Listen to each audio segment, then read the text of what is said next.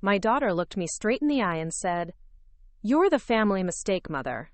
We'd all be better off if you just disappeared." I smiled, nodded quietly, and walked out of that mahogany-paneled boardroom.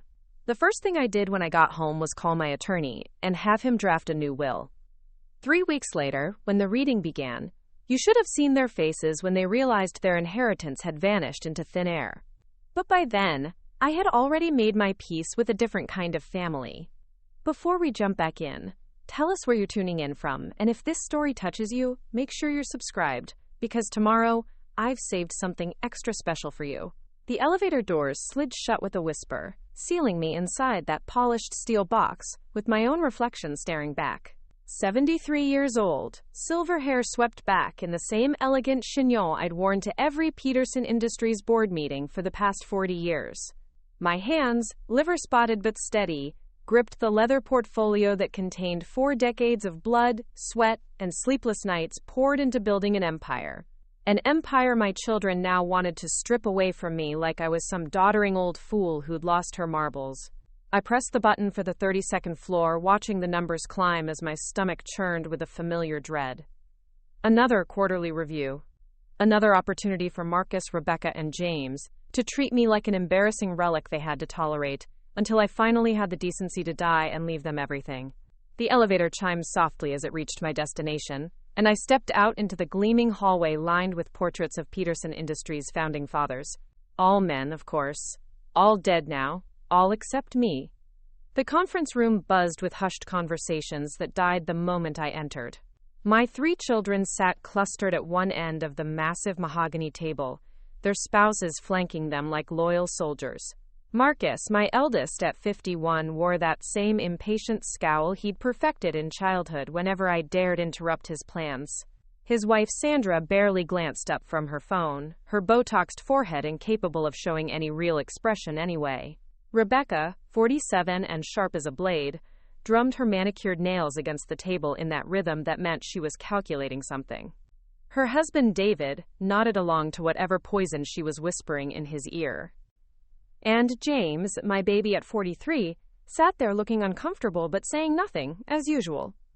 His wife Patricia kept shooting me these pitying looks like I was some wounded animal that needed to be put out of its misery. I took my seat at the head of the table, the same chair I'd occupied since my husband Charles died 15 years ago, and left me to run the company we'd built together from nothing. The same chair these vultures had been circling ever since, waiting for me to stumble, to show weakness, to give them any excuse to push me aside. Marcus cleared his throat, that self-important sound he made when he was about to deliver what he considered a devastating blow. "Mother, we need to discuss your performance as CEO." His voice carried that condescending tone he'd use when explaining basic math to a child. "The board has concerns." I set my portfolio down carefully, keeping my expression neutral. "What concerns?" Rebecca leaned forward, her shark smile gleaming under the conference room lights. "Your decision-making has become erratic. The Henderson acquisition you pushed through last quarter, it's hemorrhaging money. The expansion into South America that you insisted on, complete disaster. The board is starting to question whether you're still mentally capable of running this company." Mentally capable. The words hit like a slap, but I kept my face stone calm. The Henderson acquisition is a long-term investment that won't show returns for 18 months. The South American expansion hit regulatory delays that we're navigating. These are standard business challenges, not signs of mental decline. James finally spoke up, his voice softer but no less cutting. "Mom, we're worried about you. You've been working 18-hour days, refusing to delegate, making snap decisions without consulting anyone. Dr. Morrison says that kind of behavior can be a sign of early cognitive decline in people your age." Dr. Morrison, my own physician, who'd apparently been discussing my private medical information with my children behind my back. I made a mental note to find a new doctor, one who understood the concept of patient confidentiality. "I've been working 18-hour days since before any of you were born," I said quietly. "It's how we built this company. It's how we survived the recession in the 80s, the dot-com crash, the financial crisis of 2008. Hard work and decisive leadership, not committee meetings and hand-wringing." Marcus's jaw tightened. Times have changed, Mother. Modern businesses require collaborative leadership, not one-person dictatorships. The board agrees that it's time for a transition. There it was, the knife, sliding between my ribs with surgical precision. I looked around the table at these people who shared my blood, who'd grown up in the mansion my sweat had paid for, who'd attended the finest schools my sacrifice had funded. Their faces showed no warmth, no gratitude, no love, just cold calculation and barely concealed impatience. A transition to whom? I asked, though I already knew the answer. Rebecca's smile widened. Marcus has been grooming for this role his entire career. He has the board's full confidence, and frankly, the company needs fresh leadership for the challenges ahead. Fresh leadership. As if 40 years of experience meant nothing. As if the empire I'd built from a small textile factory into a multinational corporation was just some hobby I'd been playing at. I thought about Charles, how he'd believed in me when no one else would, how he'd trusted me to carry on his vision after he was gone, how he'd be spinning in his grave to see his children treating his wife like a burden to be discarded. I see. I kept my voice level, professional. And what role do you envision for me in this transition? The silence stretched like a held breath. Finally, James cleared his throat. We think it would be best if you stepped back completely. Took some time to enjoy your retirement. Travel maybe, spend time with your grandchildren. My grandchildren. Marcus's twins, Ethan and Emma, who barely acknowledged my existence when I saw them at family gatherings. Rebecca's daughter, Sophie, who rolled her eyes whenever I tried to engage her in conversation. James's son, Michael, who seemed nice enough but lived 3 states away and called maybe twice a year. These were supposed to be my consolation prizes for losing everything I'd worked for. You want me to just disappear? I said, and for the first time, my voice cracked slightly. Patricia reached across the table, her hand hovering near mine but not quite touching. Norma, we want you to be happy. We want you to enjoy the time you have left without all this stress and responsibility. The time I have left. As if I were already half in the grave.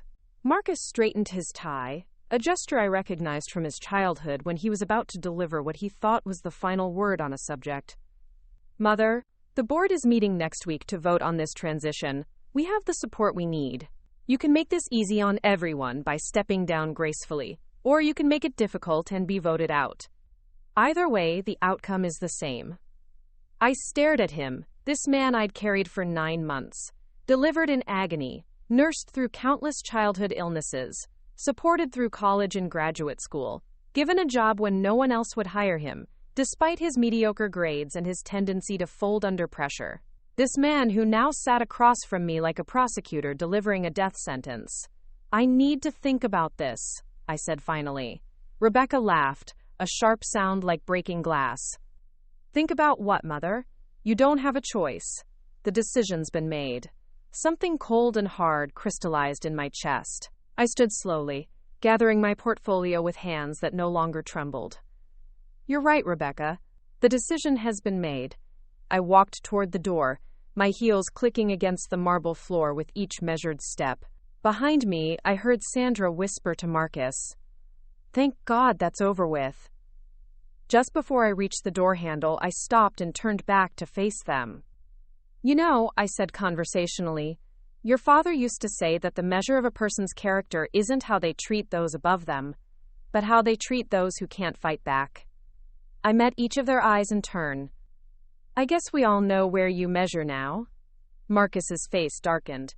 Don't you dare lecture us about character. You've been impossible to work with for years. Controlling, paranoid, refusing to adapt to change. The company is suffering because you can't admit you're past your prime. The words hung in the air like poison gas. Past my prime. I nodded slowly, as if considering this assessment of my worth. Is that what you think? That I'm just some feeble old woman standing in the way of progress? We think you're the family mistake, Rebecca said, her voice cutting through the room like a scalpel. A relic from a different era who refuses to accept that her time is over. We'd all be better off if you just disappeared. The family mistake. The words settled into my bones like ice, freezing something deep inside me that had been slowly dying for years anyway.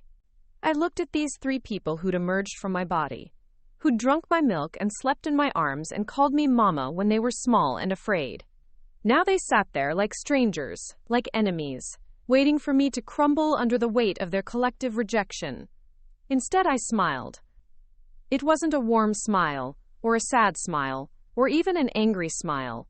It was the smile of someone who just received a piece of information that changed everything, like a chess player suddenly seeing the winning move that had been hidden on the board all along. "Well," I said softly, "I suppose that settles it then." I walked out of that conference room with my head high and my spine straight, leaving behind the sound of their self-satisfied murmurs and the rustle of papers as they undoubtedly began dividing up my empire before I'd even reached the elevator. The security guard in the lobby nodded respectfully as I passed, the same way he had every day for the past decade. "Good afternoon, Mrs. Peterson. See you tomorrow?" "We'll see, Harold," I replied, and meant it. The drive home to Willow Creek Estate took 45 minutes through winding country roads, lined with oak trees, that Charles and I had watched grow from saplings into towering giants. The house came into view as I rounded the final curve, its Georgian columns and wraparound porches gleaming white against the emerald lawn that stretched down to the lake. 200 acres of pristine countryside that I'd bought piece by piece over the decades, adding to our sanctuary whenever a neighboring property came up for sale. I pulled into the circular driveway and sat in my car for a moment, staring up at the house that had been my home for 38 years. This was where I'd raised my children, where I'd nursed Charles through his final illness, where I'd celebrated every triumph and weathered every storm. The gardens bloomed with roses I'd planted myself. The oak trees sheltered a tire swing that hadn't held a child in 20 years, but that I couldn't bring myself to remove. Maria, my housekeeper, appeared at the front door as I climbed the steps. She'd worked for us for 22 years, arriving as a young woman with broken English and fierce determination, staying to become part of the family in ways my actual family never seemed to appreciate. Mrs. Preparing and narrating this story took us a lot of time, so if you are enjoying it, subscribe to our channel. It means a lot to us. Now, back to the story. "Peterson, how was your meeting?" she asked in her careful, accented English. "Illuminating," I replied, handing her my keys. "Is Winston in his study?" Winston Hartwell had been our family attorney for 30 years. A silver-haired gentleman with impeccable manners and an absolutely ruthless legal mind. He'd handled Charles's will, the various corporate restructurings over the years, and countless other matters requiring discretion and expertise. More importantly, he was one of the few people in my life who still treated me like a competent adult, rather than a burden to be managed. I found him in Charles's old study, which I'd converted into a meeting room for occasions when I needed to conduct business away from the office. He stood as I entered, his tall frame unfolding from the leather chair with the grace of a man 20 years younger. "Norma, you look like someone who's just been handed some unpleasant news," he said, gesturing for me to take the seat across from his. "My children have decided I'm no longer fit to run my own company," I said without preamble. "They have the board votes to remove me, and they've made it clear that they consider me an embarrassment to the family name." Winston's silver eyebrows drew together in a frown. "I see. And how do you wish to respond to this development?" I leaned back in my chair, thinking about Rebecca's cold eyes and Marcus's dismissive tone and James's weak attempts to soften their cruelty with false concern. "I want to change my will. Completely." "Ah." Winston reached for his briefcase, withdrawing a yellow legal pad and his fountain pen. "And what sort of changes did you have in mind?" "I want to disinherit them, all of them. Everything goes to charity instead." Winston's pen stopped moving across the page. He looked up at me with those keen gray eyes that had seen every kind of human drama over his decades of practice. "Norma, that's a significant decision. Perhaps we should discuss the implications." "The implications are exactly what I intend," I said firmly. "They want me to disappear? Fine. I'll disappear from their lives entirely. Let them build their own empire instead of inheriting mine. What about your grandchildren? Ethan and Emma are still in college. Sophie just started high school.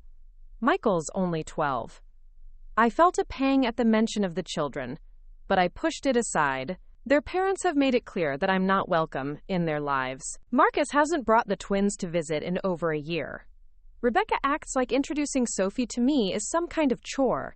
James lives in Colorado and barely calls. These children don't know me, Winston. I'm just the old lady who sends birthday checks. Winston set down his pen and steepled his fingers, a gesture I recognized from countless legal consultations over the years. Let me ask you something, Norma. Is this about punishment or is this about principle? The question caught me off guard. I'd been so focused on the hurt and anger that I hadn't really examined my motivations. Does it matter? It matters for how we structure this. If it's about punishment, we can craft something that sends a clear message about consequences. If it's about principle, we can create something that reflects your values and creates a lasting legacy beyond your immediate family.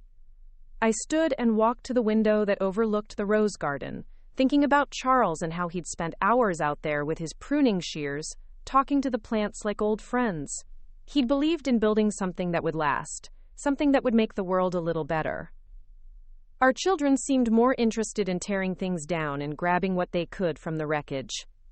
Both, I said finally.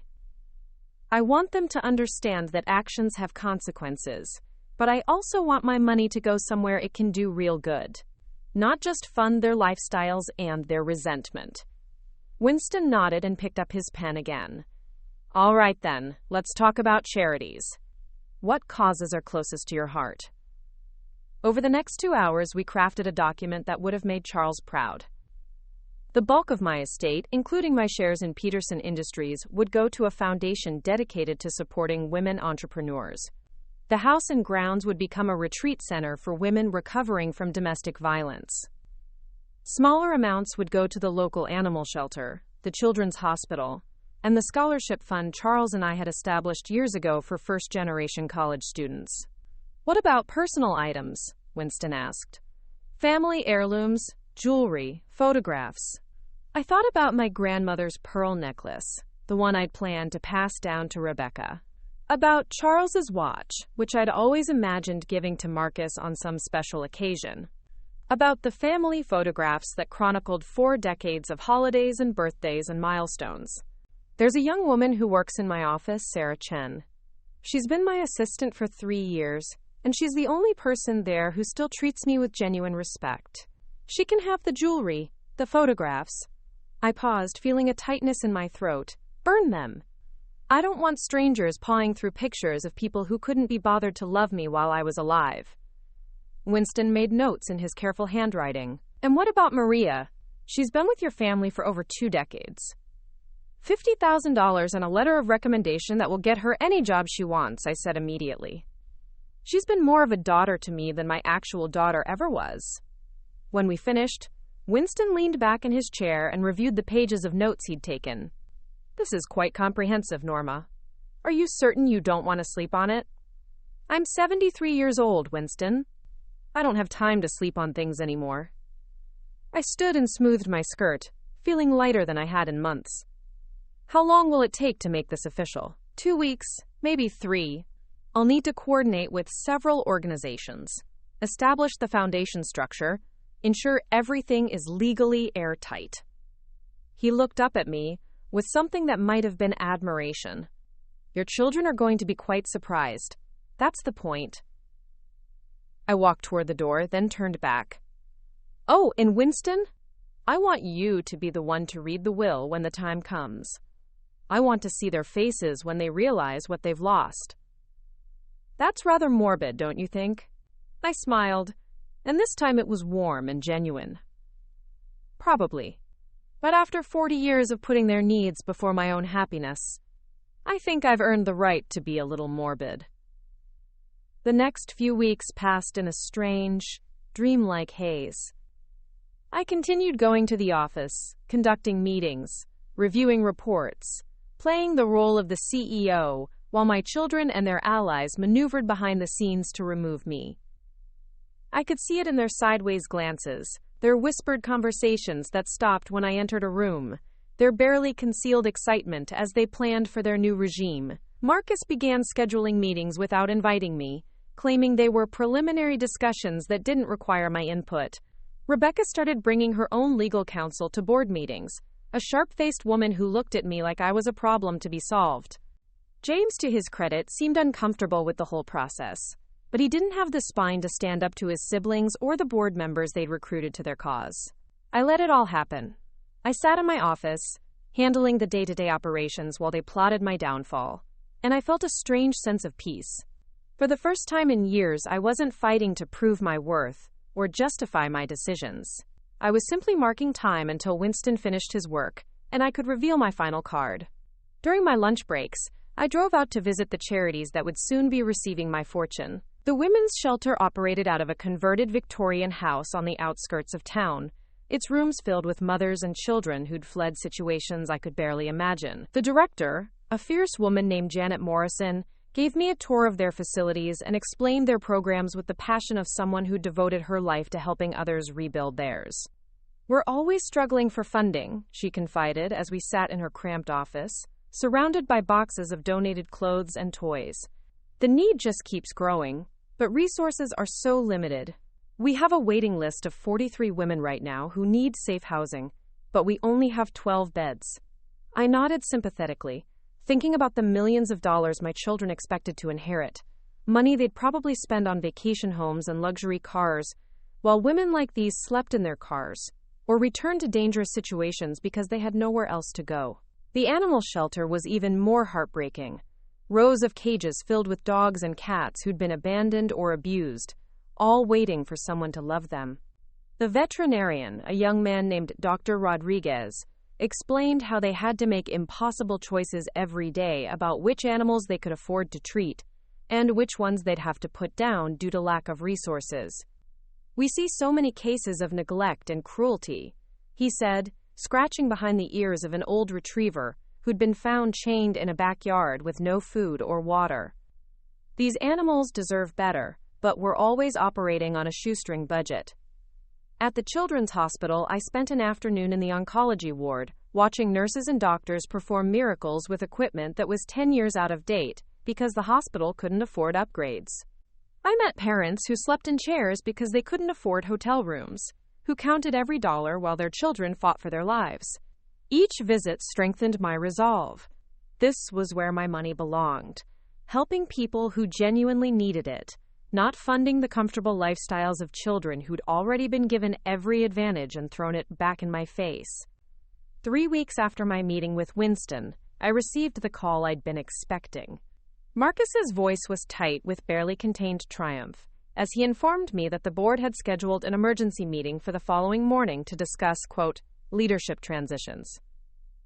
"I hope you'll make this easy on everyone, Mother," he said, his tone suggesting that my cooperation was a foregone conclusion.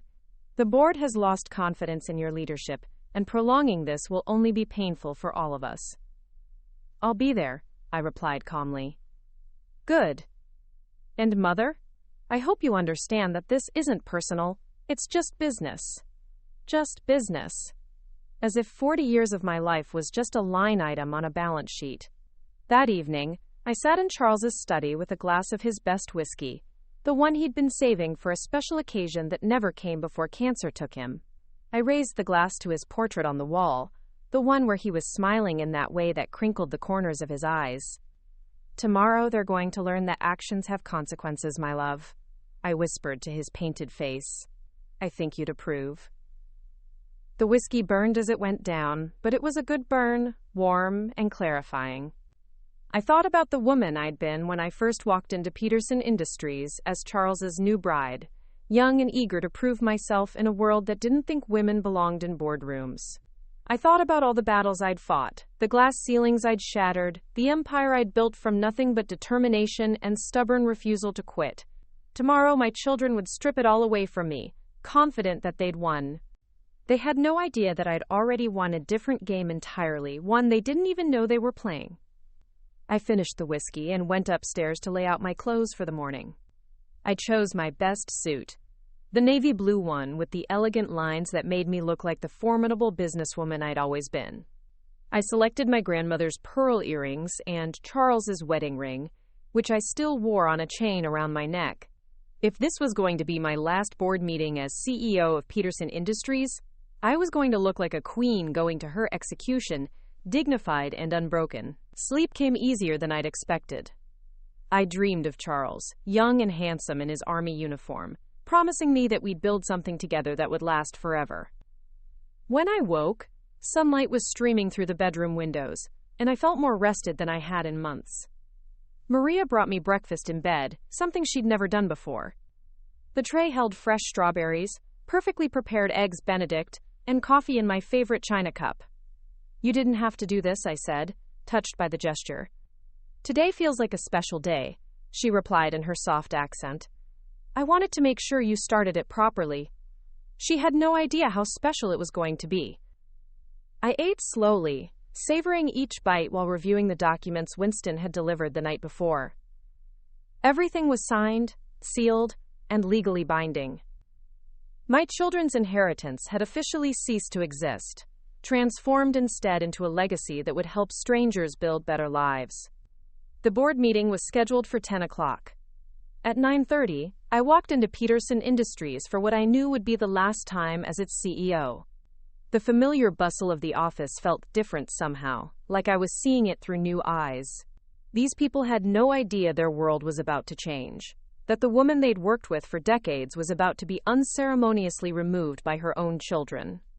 Sarah Chen, my assistant, looked up from her computer with a smile that seemed forced. "Good morning, Mrs. Peterson. The board is assembled in the conference room." "Thank you, Sarah." I paused at her desk, remembering the clause in my will that would ensure her future security. "You've been wonderful to work with. I want you to know that." Her smile became more genuine, though puzzled. "Thank you, Mrs. Peterson. Is everything all right?" "Everything is exactly as it should be." I walked down the hall toward the conference room, my heels clicking against the marble in a rhythm that sounded like a countdown. Through the glass walls, I could see them all assembled like vultures around a fresh kill. Marcus sat at the head of the table, already claiming the throne. Rebecca whispered urgently to the board members she'd recruited to their cause. James stared at his hands, looking like a man who'd sold his soul and was having second thoughts. I paused at the door, took a deep breath, and walked in to face my executioners. The meeting began exactly as I'd expected. Marcus called for order with the kind of pompous authority he'd never actually earned, then launched into a prepared speech about necessary transitions and a, quote, evolving leadership needs. Rebecca presented a folder full of documents that supposedly proved my incompetence, highlighting every difficult decision I'd made over the past 2 years, and reframing them as evidence of declining mental capacity. The board members they'd recruited nodded along like bobbleheads, their faces showing the kind of fake concern that meant they'd already been promised rewards for their cooperation. A few of the older members, people who'd worked with Charles and me from the beginning, looked uncomfortable but said nothing. Cowards, all of them. James delivered the killing blow with the reluctance of a man forced to put down a beloved pet. He stood slowly, his hands shaking slightly as he read from a prepared statement about my increasingly erratic behavior and the family's deep concern for my well-being. He recommended that I step down immediately for my own good and the good of the company. When he finished, the room fell silent except for the hum of the air conditioning and the distant sound of traffic from the street below. All eyes turned to me, waiting for my response, my capitulation, my graceful exit from the stage. I stood slowly, gathering the portfolio I'd brought with me, and walked to the head of the table where Marcus sat in my chair. He looked up at me with that same smug expression he'd worn as a child, when he thought he'd gotten away with something. "You're absolutely right," I said quietly. The surprise on his face was almost comical. He'd clearly expected a fight, a scene, some kind of dramatic last stand that would justify their narrative about my instability. "I am?" he managed. "Yes, I am indeed past my prime. I have been making increasingly poor decisions. And you're absolutely correct that this company needs new leadership." I smiled at him, the same smile I'd used when he was 5 years old, and had just confessed to breaking something valuable. "I formally resign as CEO of Peterson Industries, effective immediately." The silence that followed was absolute, They'd won, but somehow it felt like a victory that had been handed to them rather than earned. Marcus recovered first, his expression shifting from surprise to satisfaction. "Well, that's very mature of you, Mother. I'm sure this is for the best." "Oh, I'm certain it is." I opened my portfolio and withdrew a single sheet of paper, placing it carefully on the table in front of him. "I've also decided that you're right about something else. I have been a burden to this family for far too long. So I've taken steps to ensure that I won't be a problem anymore." Rebecca leaned forward, her predator instincts sensing something amiss. "What kind of steps?" I smiled at her, my beautiful, brilliant, heartless daughter who'd never learned the difference between being smart and being wise. "I've changed my will. Completely. You see, I realized that leaving my fortune to children who consider me a family mistake would be a terrible disservice to people who could actually use that money to build something meaningful." The color drained from Marcus's face. "What are you talking about?" "I'm talking about the fact that your inheritance no longer exists. Every penny of my estate is now going to charity. The house, the investments, my shares in this company, all of it. You wanted me to disappear from your lives, so I have. Completely and permanently." The explosion that followed was everything I'd hoped it would be. Marcus shot to his feet, his face turning purple with rage. Rebecca began screaming about legal challenges and undue influence. James just sat there with his mouth open, looking like a man who'd just watched his future evaporate before his eyes. But I was no longer listening to their protests. I was thinking about the women who would sleep safely tonight because of the shelter my money would fund. About the animals who would find loving homes because of the programs my donations would support. About the children who would receive life-saving treatment because of the equipment my foundation would buy. I walked out of that boardroom for the last time, leaving my children to rage at the empty air while I went home to begin the most peaceful chapter of my life. They'd called me the family mistake, and perhaps they were right. My mistake had been loving them more than they deserved for far longer than they'd earned. But mistakes, I'd learned, could be corrected. And some corrections, once made, felt like the most liberating decisions of a lifetime. The silence in my Bentley was deafening as I drove away from Peterson Industries, my hands gripping the steering wheel with the same steady control I'd maintained in that boardroom. Through the rearview mirror, I watched the glass tower that had been my second home for 4 decades shrink into the distance, knowing I would never set foot inside it again. The weight of what I'd just done should have crushed me, but instead I felt something I hadn't experienced in years. Absolute freedom. My phone began buzzing before I'd even reached the highway. Marcus first, then Rebecca, then James. Their names flashing across the screen like urgent warnings. I let each call go to voicemail, imagining their panic as they tried to process what had just happened. They'd expected tears, pleading, maybe even a breakdown that would confirm their narrative about my declining mental state. Instead, they got surgical precision and a revelation that would haunt their dreams for the rest of their lives. The 45-minute drive to Willow Creek Estate gave me time to think about the magnitude of what I'd set in motion. $87 million in liquid assets, gone from their grasping hands forever. The Peterson Industries shares worth another $120 million, now destined to fund women's entrepreneurship programs instead of their third vacation homes. The estate itself, worth $15 million, transformed from their expected inheritance into a sanctuary for abuse survivors. I pulled into the circular driveway and sat for a moment, studying the house that would soon no longer be mine. Charles and I had bought this property when it was nothing but a crumbling colonial on overgrown acreage, then spent 3 decades turning it into something magnificent. Every room held memories of birthday parties and Christmas mornings, of quiet evenings by the fireplace and summer barbecues on the terrace. My children had taken their first steps on these floors, learned to ride bicycles on these paths, brought their own children here for holidays they now seemed to view as obligations rather than celebrations. Maria appeared at the front door before I'd even turned off the engine, her dark eyes filled with concern. She'd worked for our family long enough to read the subtle signs of upheaval, and something in my posture must have told her that today had been different from all the others. "Mrs. Peterson, how did your meeting go?" she asked as I climbed the front steps, her accented English careful and precise. Exactly as I expected, Maria. Perhaps you could bring some tea to the study? I have phone calls to make. She nodded and disappeared toward the kitchen while I made my way to Charles's old sanctuary.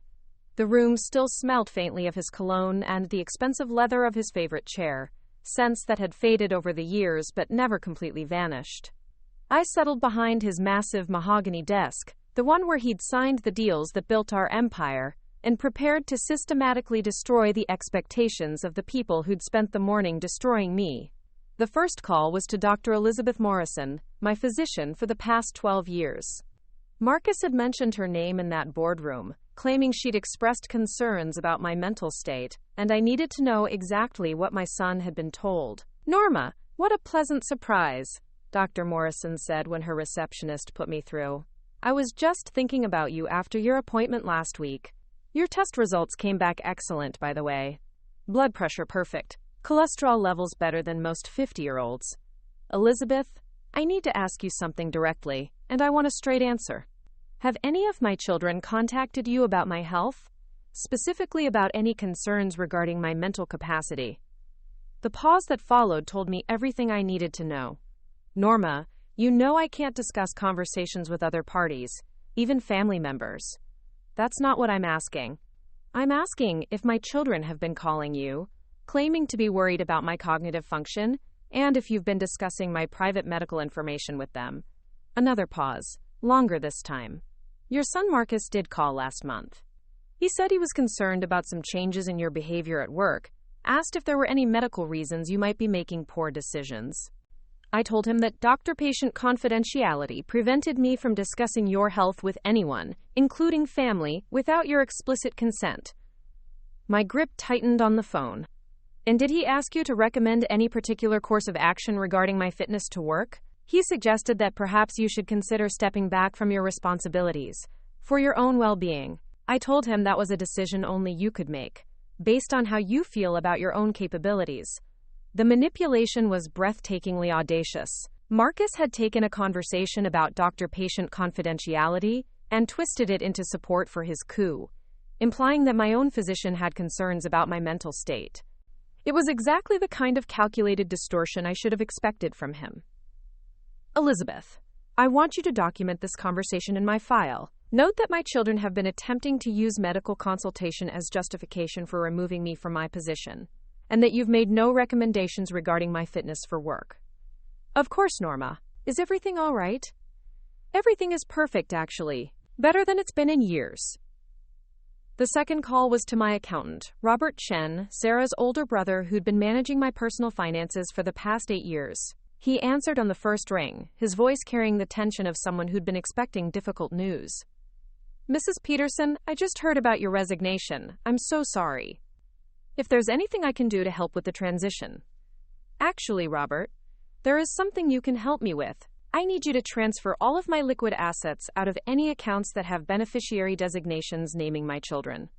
I want everything moved to accounts that will be controlled by the charitable foundation Winston Hartwell is establishing." The silence stretched so long I wondered if the call had dropped. "Mrs. Peterson, are you certain about this? We're talking about a significant amount of money. Perhaps you'd like to think about it for a few days. Maybe discuss it with your family." "I've already discussed it with my family, Robert. They made their feelings about my value quite clear. The transfers need to happen immediately, before any of them think to challenge my mental competency in court." "I understand. I'll begin the paperwork this afternoon." My phone buzzed with another incoming call while I was still on the line with Robert. Rebecca's name flashed across the screen, and this time I decided to answer. "Hello, Rebecca? Mother, what the hell do you think you're doing?" Her voice was shrill with panic, all pretense of concern or affection stripped away. "Marcus told me what you said in that meeting. Please tell me you weren't serious about changing your will." I was completely serious. In fact, the paperwork was finalized this morning, before I even arrived at the office. "You can't do this. We're your children. We have a right to that money." I leaned back in Charles's chair, staring at the oil painting of wildflowers that hung above the fireplace. Charles had bought it for me on our 10th anniversary, claiming the colors reminded him of my eyes when I laughed. Rebecca, what exactly gives you the right to my money? The fact that you were born? The way you've treated me with such love and respect over the years. We're family, Mother. Family takes care of family. You're absolutely right. And, this morning, you made it very clear that I'm not part of your family anymore. You called me a mistake, remember? You said you'd all be better off if I disappeared. Well, congratulations. I've disappeared from your financial future permanently. You're being ridiculous. We were talking about business decisions, not personal relationships. The audacity of her revisionism took my breath away. Business decisions? Rebecca, you looked me in the eye and told me I was the family mistake. Those weren't your words about my performance as CEO. Those were your words about my value as a human being. I was frustrated. We all were. You have to understand, watching you make these poor choices has been painful for all of us. Poor choices like building a company worth hundreds of millions of dollars? Like putting you through Harvard Law School? Like buying you that house in Greenwich when your first husband left you bankrupt? That's not what I meant. Then what did you mean, Rebecca? Explain to me exactly what mistake I made that justifies erasing me from my own family. The line went quiet, except for the sound of her breathing, quick and shallow like someone trying not to hyperventilate. When she spoke again, her voice had changed, taken on the calculating tone she used when she was trying to manipulate a jury. Mother, I think you're having some kind of episode. This isn't like you, you're acting erratically, making decisions that don't make sense. Maybe we should have Dr. Morrison come take a look at you. I laughed, a sound that surprised me with its genuine amusement. Dr. Morrison? You mean the physician your brother has been calling to build a case for my incompetency? The one who told him she couldn't discuss my health with him because of doctor-patient confidentiality? That Dr. Morrison? Rebecca's sharp intake of breath told me I'd hit my target. I don't know what you're talking about. Of course you don't. Just like you don't know about the legal research Marcus has been doing on challenging wills based on mental incapacity. Just like you don't know about the psychiatric evaluation James suggested I should undergo. You've all been so careful to keep your individual schemes separate, haven't you? But you forgot that I still have friends in this town, people who've been watching you plot against me for months. Mother, please, can we just sit down and talk about this like adults? We are talking about it. This is me as an adult telling you that your inheritance is gone. This is me, as your mother who gave you life and love and every opportunity, informing you that your cruelty has consequences. You can't cut us off completely. There are laws about this. We can challenge the will. You're welcome to try. Winston assures me that the documentation is ironclad. I was examined by 2 independent psychiatrists last week, both of whom confirmed my complete mental competency. Every conversation we've had over the past 6 months has been recorded, including this one. Your own words will be evidence of why I made this choice. The gasp she made was audible through the phone. You've been recording us? I've been protecting myself from children who were obviously planning something underhanded. And it's a good thing I did, because those recordings will make fascinating listening for any judge who has to rule on your inevitable legal challenge. This is insane. You're destroying our family over a business disagreement. Rebecca, darling, you destroyed our family the moment you decided I was disposable. I'm simply making that destruction complete. I hung up before she could respond, then immediately called Winston to give him a heads up about the legal challenges that were undoubtedly coming. I'm not surprised, he said when I finished explaining Rebecca's threats. We prepared for this possibility. The psychiatric evaluations, the recorded conversations, the documentation of their treatment of you, it all paints a very clear picture of your mental state and their motivations. How long do you think it will take them to file something? Days, not weeks. Rebecca's smart enough to know that time isn't on their side. The longer they wait, the more it looks like they're only contesting the will because they discovered they were disinherited, not because they had genuine concerns about your competency. My phone buzzed with a text message from James. Mom, please call me. We need to talk. The message was followed by another from Marcus. Mother, you're making a terrible mistake. Let's discuss this before you do something you'll regret. And then one from Rebecca. I'm coming over. We're going to fix this. I showed the messages to Winston during our call. It looks like the cavalry is mobilizing. Are you prepared for what's coming? This is going to get ugly, Norma. They're going to say terrible things about you, challenge your sanity, probably drag your friends and employees into court to testify about your state of mind. I thought about the recordings I'd made, the careful documentation I'd kept of every slight and manipulation over the past months. Winston, I've been preparing for this battle longer than they know. The question is whether they're prepared for what I'm going to reveal about them. After ending the call, I walked through the house that would soon belong to strangers, or rather to the foundation that would transform it into something meaningful. The formal dining room where we'd hosted Christmas dinners and Thanksgiving feasts, back when my children still pretended to enjoy my company. The living room where Charles had taught them to play chess and piano, where we'd gathered to watch movies on rainy Sunday afternoons. The kitchen where I'd packed their school lunches and bandaged their scraped knees and listened to their childhood dreams. Each room held 25 years of memories, but also 25 years of disappointment. The gradual cooling of their affection as they grew older and needed me less. The way their visits became shorter and more perfunctory after Charles died. The subtle shift from, "How are you, Mother?" to, "How's the company doing?" The growing sense that I'd become valuable to them only for what I could provide, not for who I was. Maria found me in the conservatory, standing among the orchids that had been my passion project for the past decade. These delicate flowers required such careful attention, such precise conditions to thrive. Too much water and they'd rot, too little and they'd wither. The perfect metaphor for relationships, I thought. I'd been overwatering my children for years, drowning them in support and resources until they'd lost the ability to grow on their own. "Mrs. Peterson, there are cars coming up the drive," Maria said quietly. "It looks like your family." Through the glass walls of the conservatory, I could see them arriving like an invading army. Marcus's black BMW, Rebecca's white Mercedes, James's sensible Honda. They parked in a line across the front of the house, their doors slamming in rapid succession as they converged on my front door. "Shall I let them in?" Maria asked, her tone suggesting she'd prefer to turn them away. "Let them in, but stay close. I have a feeling this conversation is going to be worth recording." I activated the recording app on my phone and slipped it into my jacket pocket, then walked to the front hall to greet my children. They burst through the door like stormtroopers, their faces flushed with anger and disbelief. Marcus led the charge, his expensive suit wrinkled from the drive, his usually perfect hair disheveled. "Mother, we need to talk, right now." "Of course, darling. Let's go to the living room."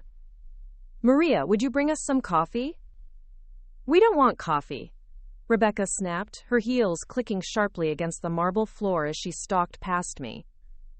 "We want to know what the hell you think you're doing." I settled into Charles's favorite armchair, the one with the perfect view of the lake, and gestured for them to take seats on the sofa.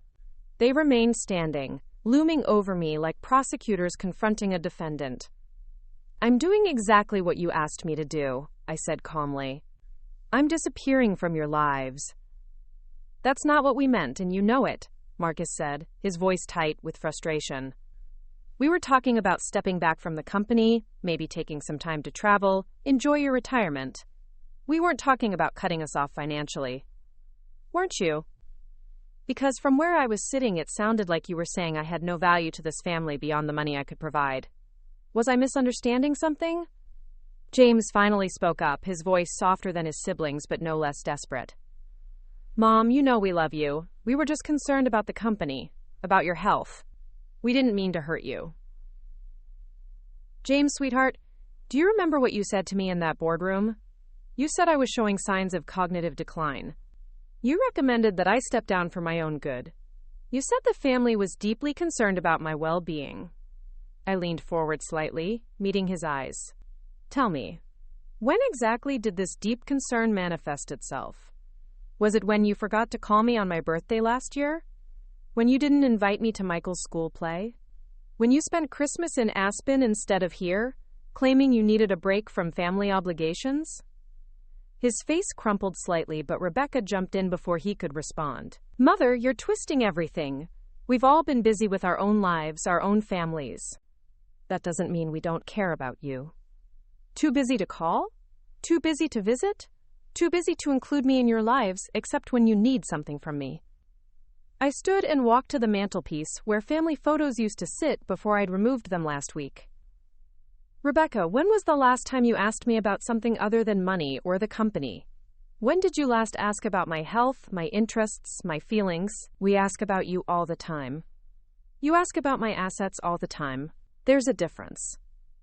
Marcus stepped forward, his jaw clenched with the kind of rage he'd shown as a child when he didn't get his way. This is ridiculous. You're our mother. We're your children. This money should go to us, not to some strangers who don't even know you. Should it? Based on what? Your love and devotion? Your respect and gratitude? Or just the accident of your birth? Based on 40 years of being your son, Marcus shot back. 40 years of family dinners and holidays and putting up with your moods and your demands and your need to control everything. The words hung in the air like a confession. Putting up with me. That's how he saw our relationship, as something he'd endured rather than cherished. I see. So you've been suffering through a relationship with me for 40 years, and now you think you deserve to be compensated for that suffering? Rebecca moved to stand beside Marcus, presenting a united front. We deserve it because we're your family. Because we've been here, dealing with your increasing difficult behavior, trying to help you even when you don't want to be helped. My increasingly difficult behavior? You mean like working 18-hour days to build the company that's made you all wealthy? Like paying for your educations and your houses and your children's private schools? Like giving up my own dreams to support yours? We never asked you to do those things, James said quietly. The statement hit me like a physical blow. You never asked? James, you called me crying when Jennifer left you, begging me to help with the mortgage payments so you wouldn't lose the house. You never asked when you needed $50,000 to cover your gambling debts. You never asked when Michael needed surgery and your insurance wouldn't cover it. That's different. That was helping family. And what is this? What am I doing right now by ensuring my money goes to people who will actually be grateful for it, instead of people who see it as their due? Marcus's control finally snapped. You're being a vindictive old woman who can't accept that she's past her prime. This isn't about teaching us lessons, Mother. This is about your ego, your need to punish us for daring to suggest that maybe, just maybe, you don't know everything. My ego? I laughed, a sound that echoed off the vaulted ceiling. Marcus, my ego died the day you looked at me in front of a room full of people and told me I was mentally incompetent. My ego was buried the moment Rebecca called me the family mistake. What you're seeing now isn't ego, darling. It's consequences. Rebecca's composure cracked, revealing the desperation beneath her carefully maintained facade. Mother, please, we can work this out. We can go to family therapy, have some sessions together, figure out how to communicate better. Family therapy? Rebecca, you told me 3 hours ago that I was having an episode and needed psychiatric evaluation. Now you want to go to therapy together? I was upset. I said things I didn't mean. No, sweetheart, you said things you did mean, things you've probably been thinking for years but were too polite to voice while you still needed my money. James tried one more time, his voice breaking slightly. Mom, what about our kids? What about your grandchildren? They don't deserve to be punished for our mistakes. This was the argument I'd been dreading, the one that struck at the part of my heart I'd tried to harden against exactly this manipulation. James, when was the last time any of those children spent time with me? When did they last call me just to talk? When did they last seem happy to see me at family gatherings? They're kids, Mom. They don't know how to maintain relationships with adults. Ethan and Emma are 19 years old. Sophie is 15. They're old enough to pick up a phone if they want to talk to their grandmother. They're old enough to show some interest in my life if they care about me as a person, rather than as a source of birthday checks. So you're punishing them for being typical teenagers? I'm not punishing anyone, James.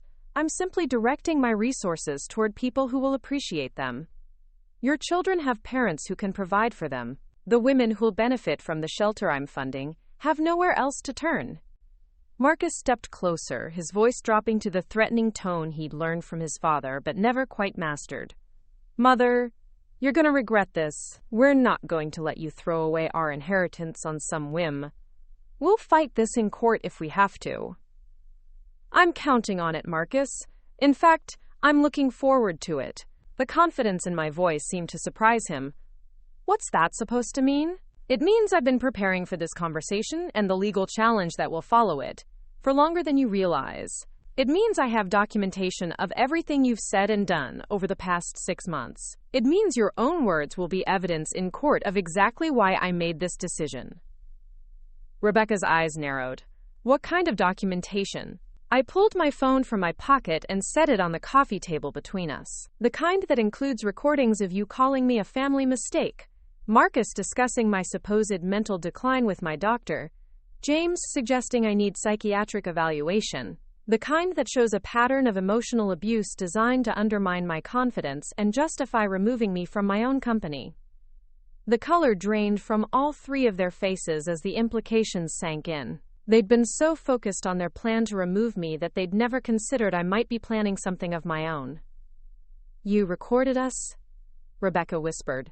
I protected myself from children who were obviously plotting something underhanded. And I'm very glad I did, because those recordings will make fascinating evidence when you try to claim I'm mentally incompetent. Marcus sank onto the sofa, his head in his hands. Mother, please. We're sorry. We handled this badly. We said things we shouldn't have said. But we're still your children. We still love you. Do you, Marcus? Because love isn't just a word you say when you want something. Love is actions, choices, the way you treat someone when you think no one is watching. And your actions have shown me exactly how much you love me. James moved toward me, his hands extended in a gesture of pleading. Mom, there has to be a way to fix this. Tell us what you want us to do. I looked at this man I'd carried in my body, nursed at my breast, rocked to sleep through countless nights when he was colicky and restless. I thought about the little boy who used to climb into my bed during thunderstorms, who'd make me Mother's Day cards with crooked letters and glitter that got all over everything. That little boy had grown into a man who thought love was something he could negotiate, something he could earn back with the right combination of words and promises. James, what I want is for my money to go to people who need it, not people who think they deserve it. What I want is for my legacy to be something more meaningful than funding the comfortable lifestyles of children who view their mother as an obligation. But we don't view you that way, he protested. Don't you? Then tell me, James, what do you know about my life outside of this family?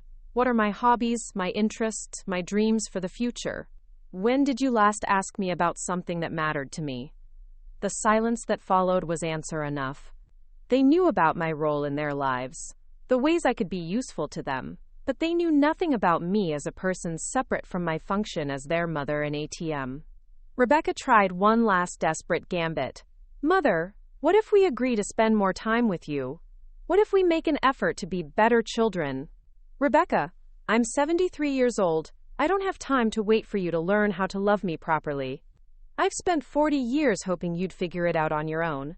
So that's it? You're just going to throw away our entire relationship over one bad conversation? One bad conversation? Rebecca, this has been building for years. The dismissive comments, the eye rolls when I tried to share something important to me, the way you'd check your phones during family dinners like you couldn't wait to be somewhere else, the way you'd only call when you needed something, only visit when it was obligatory. Marcus looked up from his hands, his eyes red with what might have been tears or just frustration. What do you want from us, Mother? Do you want us to grovel? Do you want us to beg? I don't want anything from you anymore, Marcus. That's the point. For the first time in decades, I'm free from wanting your love, your respect, your attention. I'm free from the exhausting work of trying to buy your affection with my resources. This isn't freedom, Mother. This is spite. I walked to the window that looked out over the lake, watching the sunset paint the water in shades of gold and crimson. Soon this view would belong to women who'd escaped situations far worse than ungrateful children, women who'd find peace in these gardens and hope in this landscape. Perhaps it is spite, Marcus. Perhaps after 40 years of unconditional love met with conditional tolerance, I've earned the right to be spiteful. Behind me, I heard them whispering urgently to each other, probably planning their next move, their legal strategy, their media campaign to paint me as a crazy old woman who'd lost touch with reality. Let them plan. I had resources they didn't know about, documentation they'd forgotten about, And most importantly, I had the kind of peace that comes from finally accepting the truth about the people you've been lying to yourself about for years. When I turned back to face them, they were standing in a cluster near the door, their faces showing the kind of defeat that comes from realizing the game has changed, and they don't know the new rules. "We're not giving up on this," Rebecca said, her voice hard with determination. "We're going to fight you, and we're going to win." "I hope you do fight, Rebecca. I hope you spend every penny you have on lawyers and expert witnesses and private investigators. I hope you drag this through the courts for years, because every day you spend fighting me is another day the world gets to see exactly who you really are." They left without another word, their expensive cars pulling away from the house in a convoy of defeat and rage. I watched from the window until their taillights disappeared around the bend, then walked through my empty house, listening to the silence that felt like freedom. Maria appeared in the doorway, her dark eyes filled with concern and something that might have been admiration. "Mrs. Peterson, are you all right?" "I'm perfect, Maria. For the first time in years, I'm absolutely perfect." That night, I sat in Charles's study with a glass of wine and the folder of documents that would soon be public record. Recordings of my children's cruelty, evidence of their manipulation, proof of the calculated campaign they'd waged against me. Tomorrow they'd begin their legal challenge, confident that no court would uphold a will that disinherited 3 successful, respectable children in favor of charities they'd never heard of. They had no idea what they were walking into. But they were about to learn that underestimating their mother had been the most expensive mistake of their privileged lives. The first shot across the bow came at 6:47 in the morning, delivered by a courier who looked apologetic as he handed me the thick manila envelope. I was still in my robe, sipping coffee on the terrace, while watching the sunrise paint the lake in shades of rose and gold. The peaceful moment shattered the instant I saw the return address: Blackstone, Morrison & Associates, Rebecca's old law firm from her corporate days. Inside, 37 pages of legal documentation that painted me as a mentally unstable elderly woman who'd been manipulated by unscrupulous parties into making irrational financial decisions. The petition for emergency psychiatric evaluation was particularly creative, citing my, quote, "sudden and dramatic personality changes and increasingly erratic behavior patterns," as evidence that I lacked the mental capacity to manage my own affairs. I had to admire Rebecca's thoroughness. She'd managed to find 3 former Peterson Industries employees willing to testify about my supposed decline, though I recognized the names as people I'd fired for incompetence over the past 2 years. She'd also somehow convinced Dr. Patricia Hoffman, a psychiatrist I'd never met, to provide an expert opinion about my mental state based on second-hand accounts from my, quote, "concerned family members." Winston arrived within an hour of my call, his silver hair slightly disheveled, and his usually immaculate suit wrinkled from having been pulled from his closet in haste. He read through the documents with the focused intensity of a surgeon examining X-rays, his expression growing grimmer with each page. "This is aggressive, even by Rebecca's standards," he said finally, setting the papers on the coffee table like they were contaminated. "She's not just challenging the will, she's trying to have you declared mentally incompetent so she can take control of all your assets immediately. Can she do that? She can try. The emergency hearing is scheduled for Thursday, which gives us 3 days to prepare a response. The good news is that the burden of proof is on them to demonstrate your incompetence. The bad news is that judges tend to be cautious when it comes to elderly people and large sums of money." I walked to the window, watching a pair of swans glide across the lake with serene confidence. They mated for life, those birds, and when one died, the other often followed shortly after from what scientists called a broken heart. Charles and I had been like that once, so connected that his death had nearly killed me too. Only the need to protect what we'd built together had kept me going through those first terrible months of grief. "Winston, I want you to do something for me. I want you to arrange for an independent psychiatric evaluation. Today, if possible. I want it documented by someone with impeccable credentials that I am completely mentally competent. Already done. Dr. Sarah Mitchell from Johns Hopkins is driving down this afternoon. She's one of the most respected geriatric psychiatrists in the country, and she specializes in competency evaluations for estate disputes. What about the recordings I made of their conversations? Winston's smile was sharp as a blade. Those are going to be the centerpiece of our defense. Not only do they demonstrate your mental clarity and foresight, they also reveal your children's motivations quite clearly. Rebecca calling you a family mistake is going to play very differently in a courtroom than it did in a boardroom. My phone buzzed with an incoming call from a number I didn't recognize. I let it go to voicemail, then another call, then another.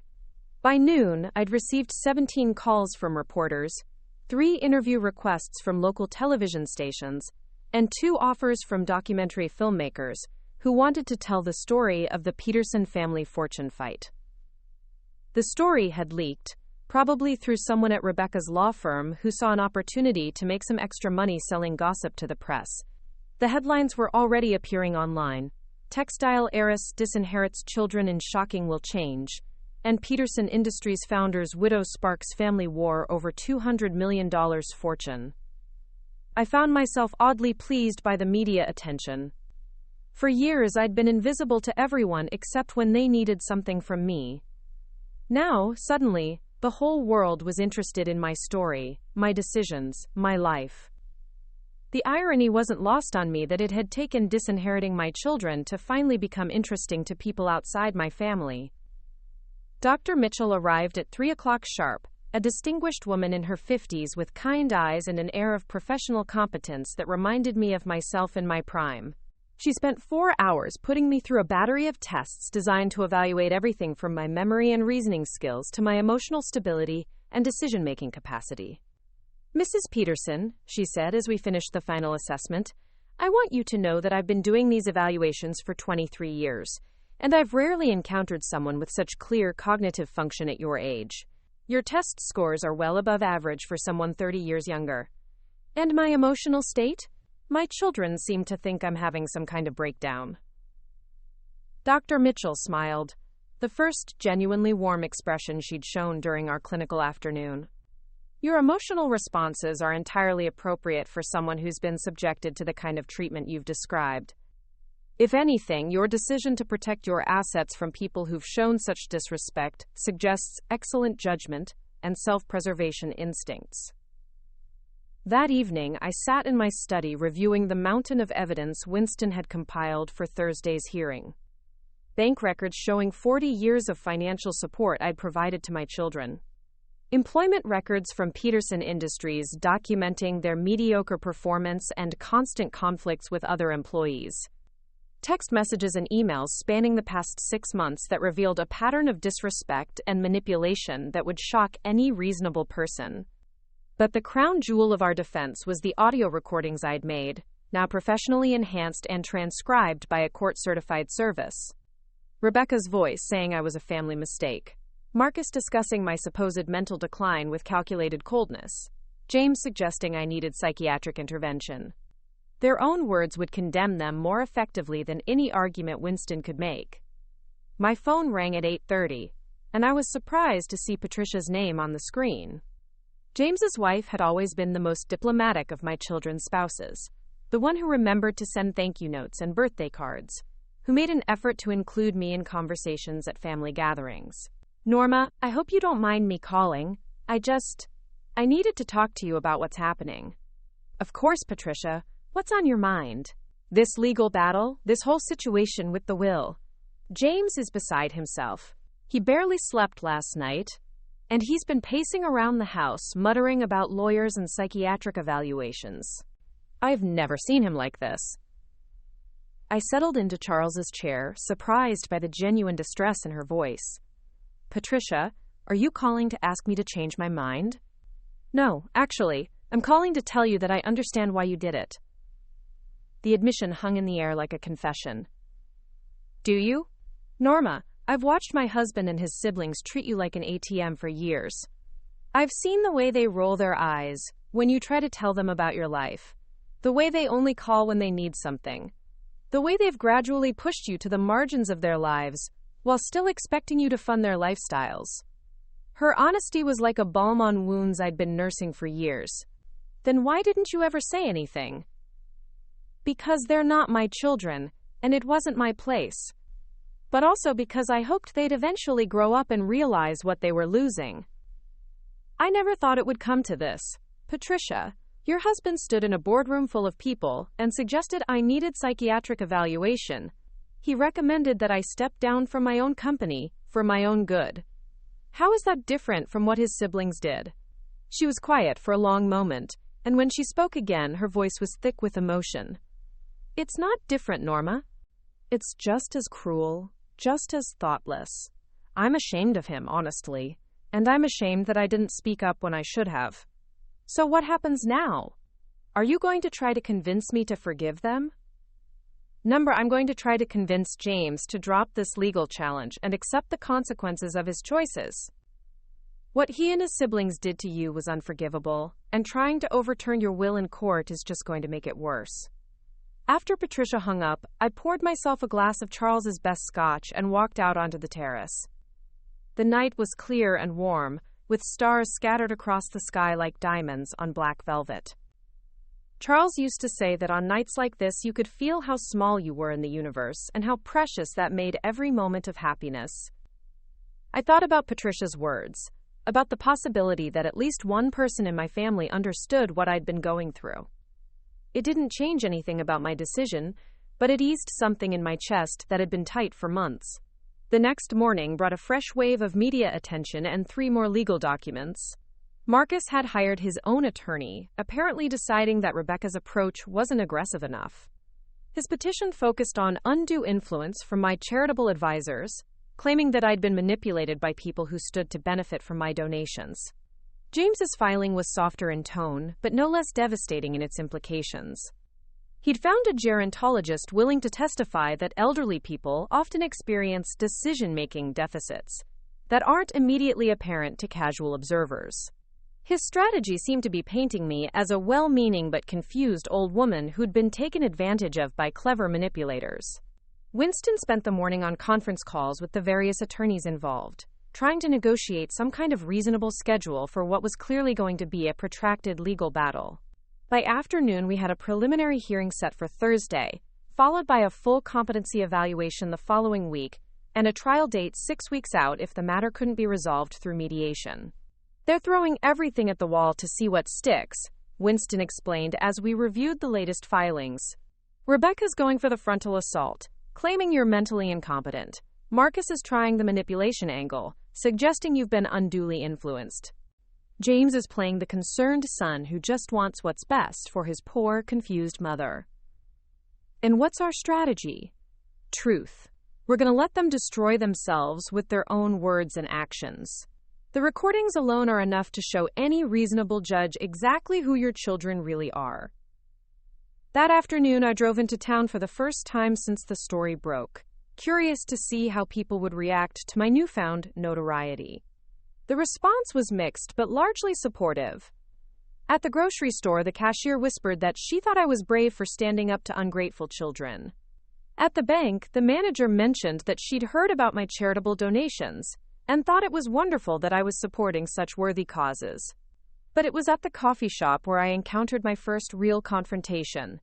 Sandra, Marcus's wife, was sitting at a corner table with 2 other women I recognized from various social functions over the years.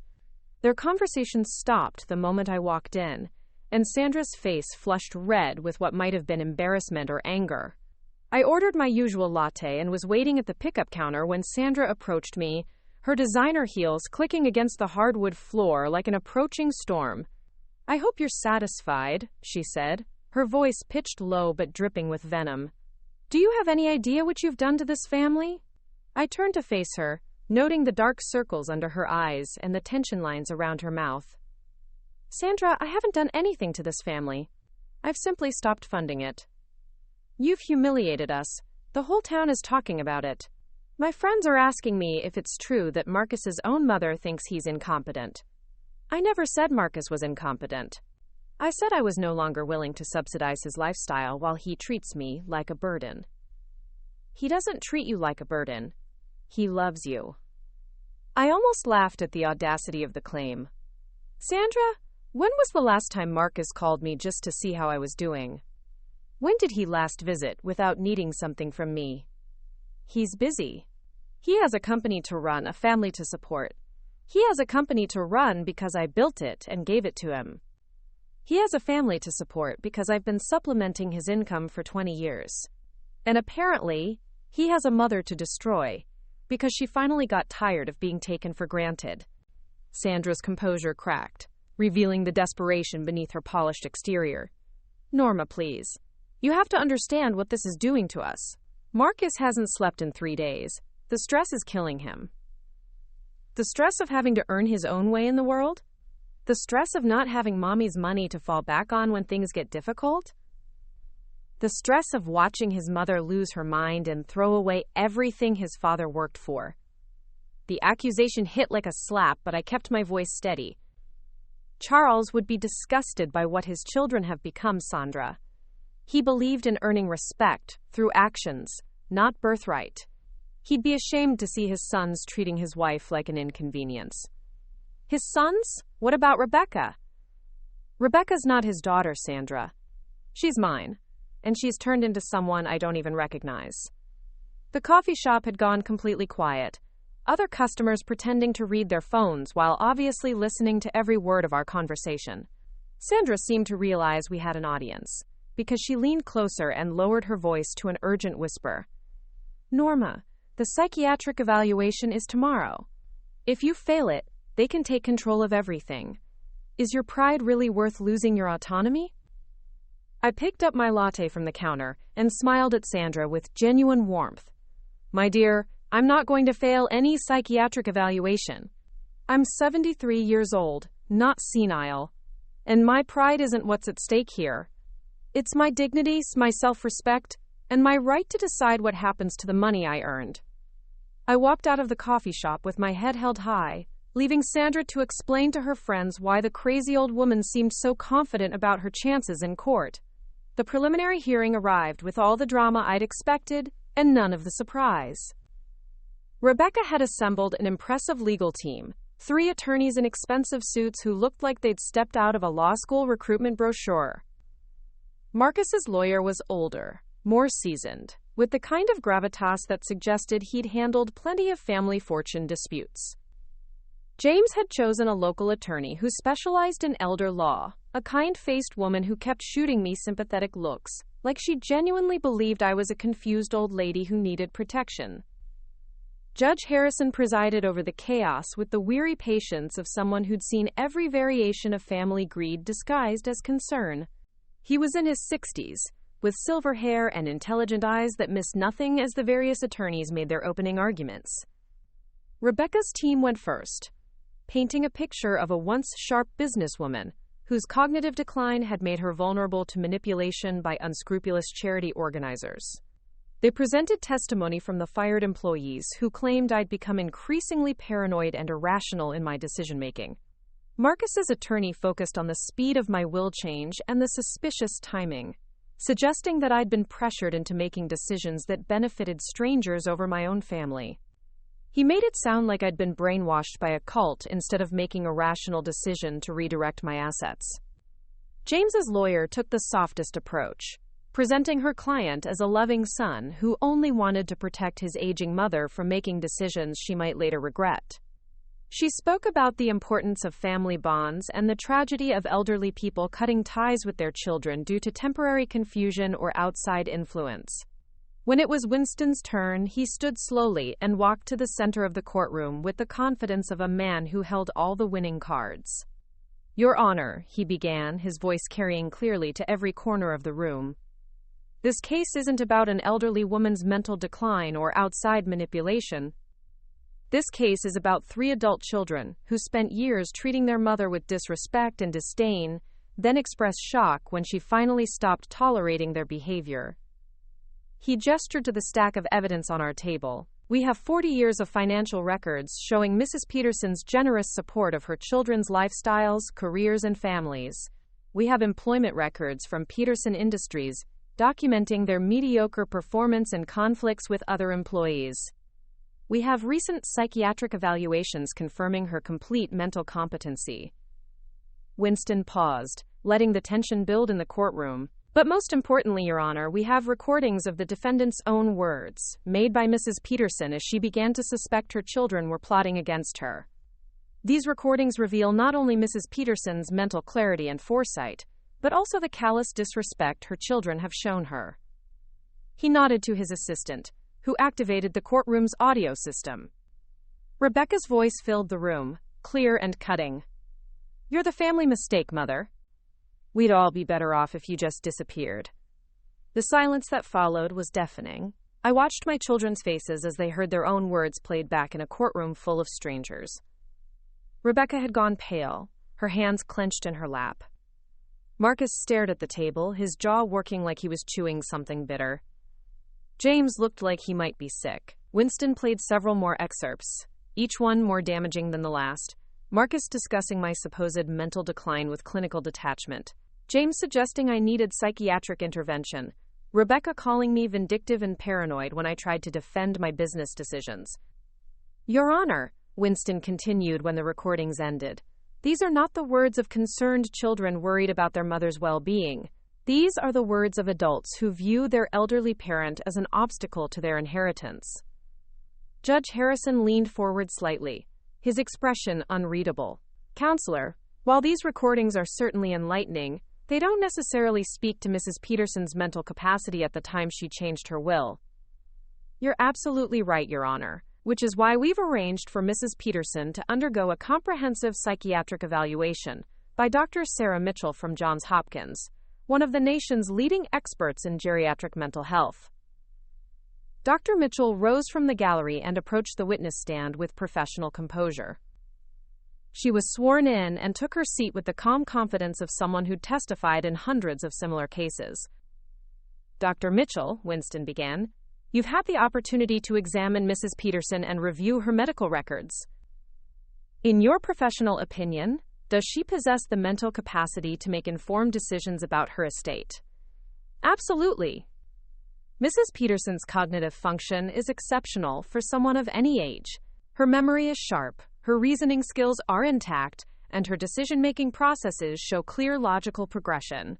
If anything, her choice to protect her assets from family members who've shown her disrespect demonstrates excellent judgment." Rebecca's attorney stood for cross-examination, his confidence visibly shaken by the strength of Dr. Mitchell's testimony. "Doctor, isn't it possible for someone to appear mentally competent in a clinical setting while still making irrational decisions in their personal life?"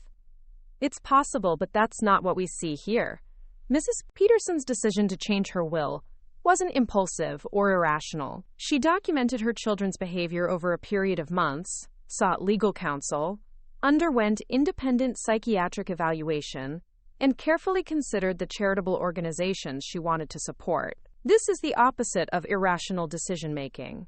But surely you'd agree that cutting off one's own children is an extreme response to family disagreements?" Dr. Mitchell smiled slightly. "Counselor, I've listened to the recordings of what these, quote, family disagreements actually entailed. Mrs. Peterson was subjected to systematic emotional abuse, designed to undermine her confidence and justify removing her from her own company. Her response was measured and appropriate." Marcus's attorney tried a different approach. "Dr. Mitchell, don't you think it's concerning that Mrs. Peterson was secretly recording her family members? Doesn't that suggest paranoia or trust issues? It suggests someone who suspected she was being manipulated and took steps to protect herself. Given what those recordings revealed, I'd say her instincts were entirely accurate." When James's attorney declined to cross-examine, Judge Harrison called for a recess. I watched my children huddle with their legal teams, their faces showing the kind of desperation that comes from realizing your carefully planned strategy is falling apart. During the break, Winston pulled me aside with an expression of cautious optimism. "It's going well, Norma. Better than I hoped. The recordings are devastating, and Dr. Mitchell's testimony is unshakable." "What happens next?" "They're going to try to negotiate. Rebecca's team knows they're losing, and continuing this fight will only make them look worse. But I don't think Rebecca is ready to give up yet." He was right. When court resumed, Rebecca's lead attorney requested permission to call additional witnesses. Over the next 2 hours, they paraded a series of people who claimed to have witnessed my erratic behavior. A waiter who said I'd been rude to him at a restaurant 6 months ago. A former neighbor who thought I'd become antisocial since Charles died. Even my own hairdresser, who mentioned that I'd seemed different during my last appointment. The testimony was petty and irrelevant, clearly the result of desperate scrambling to find anyone willing to say negative things about me. But it also revealed something else: how little my children actually knew about my life outside of our family interactions. They'd had to recruit strangers and service providers to testify about my character, because they couldn't find friends or colleagues who thought poorly of me. Winston's cross-examinations were surgical in their precision. The rude waiter admitted under questioning that I'd complained about cold food and slow service. Hardly evidence of mental decline. The antisocial neighbor revealed that our conflict stemmed from his dog constantly defecating on my lawn. The hairdresser acknowledged that different meant I'd asked for a new style because I wanted to try something more modern. By the time the testimony concluded, Rebecca's case had devolved into a series of minor social complaints that made her look petty rather than concerned. Judge Harrison retired to his chambers to consider the evidence, leaving us to wait in the hallway outside the courtroom. My children sat on one side with their attorneys, whispering urgently among themselves. I sat on the other side with Winston, feeling remarkably calm for someone whose entire future hung in the balance. Norma. I looked up to find James standing beside my bench, his face haggard with exhaustion and something that might have been remorse. Can I talk to you for a minute? Winston started to object, but I held up a hand to stop him. It's all right. What do you want to say, James? He sat down heavily beside me, his shoulders sagging like a man carrying a weight too heavy to bear. I want to say I'm sorry. Not because I think it will change your mind about the will, but because I need you to know that I realize what we did was wrong. I studied his face, looking for signs of manipulation or calculation, but all I saw was genuine regret. Which part was wrong, James? Trying to remove me from my company, or getting caught on tape doing it? All of it. The way we treated you, the things we said, the way we made you feel like you didn't matter. Patricia's been telling me for months that we were being cruel to you, but I didn't want to hear it. And now you do want to hear it? Now I don't have a choice. Sitting in that courtroom, listening to our own words played back. God, Mom, we sounded like monsters. We sounded like people who hated you. I felt something twist in my chest, a familiar ache that I'd thought I'd finally learned to ignore. Did you hate me, James? Do you hate me? He shook his head, tears starting to gather in his eyes. No, never. But I think maybe we stopped seeing you as a person and started seeing you as just a source of support. Financial support, emotional support, whatever we needed. And when you stopped being useful in the way we expected, we decided something was wrong with you instead of recognizing that something was wrong with us. The admission hung between us like a bridge neither of us was sure we should cross. James, even if I wanted to forgive you, even if I wanted to change the will back, it's too late. After what's happened in this courtroom, after the things that have been said publicly, there's no going back to the way things were. I know. I'm not asking you to change anything. I'm just asking you to know that I'm sorry, and that I understand why you did what you did. Before I could respond, the bailiff called us back into the courtroom. Judge Harrison had reached his decision. We filed back into the courtroom in tense silence, the weight of what was about to happen settling over everyone like a suffocating blanket. Judge Harrison took his seat with the deliberate movements of someone who'd thought carefully about his words. I've reviewed all the evidence presented today, he began, his voice carrying clearly through the hushed courtroom. This case involves some serious allegations about Mrs. Peterson's mental capacity, and the circumstances surrounding her recent will change. He paused, his eyes moving from the defense table to the prosecution side.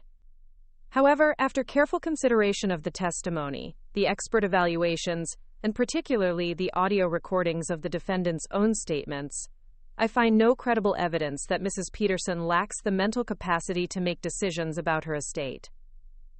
Rebecca's sharp intake of breath was audible across the courtroom.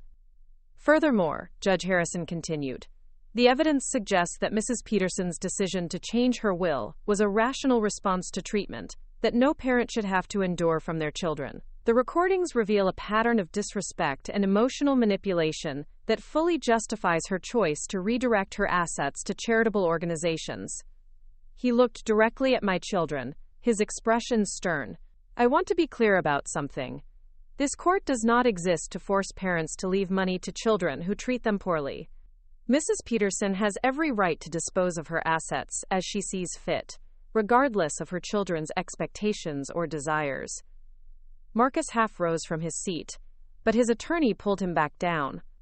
Therefore, Judge Harrison concluded, the petition for emergency psychiatric evaluation is denied.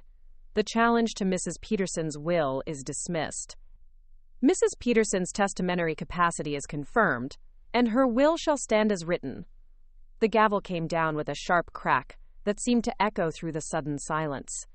Then chaos erupted as reporters rushed toward the exit, attorneys began gathering their papers, and my children sat in stunned silence as their last hope of overturning my decision disappeared.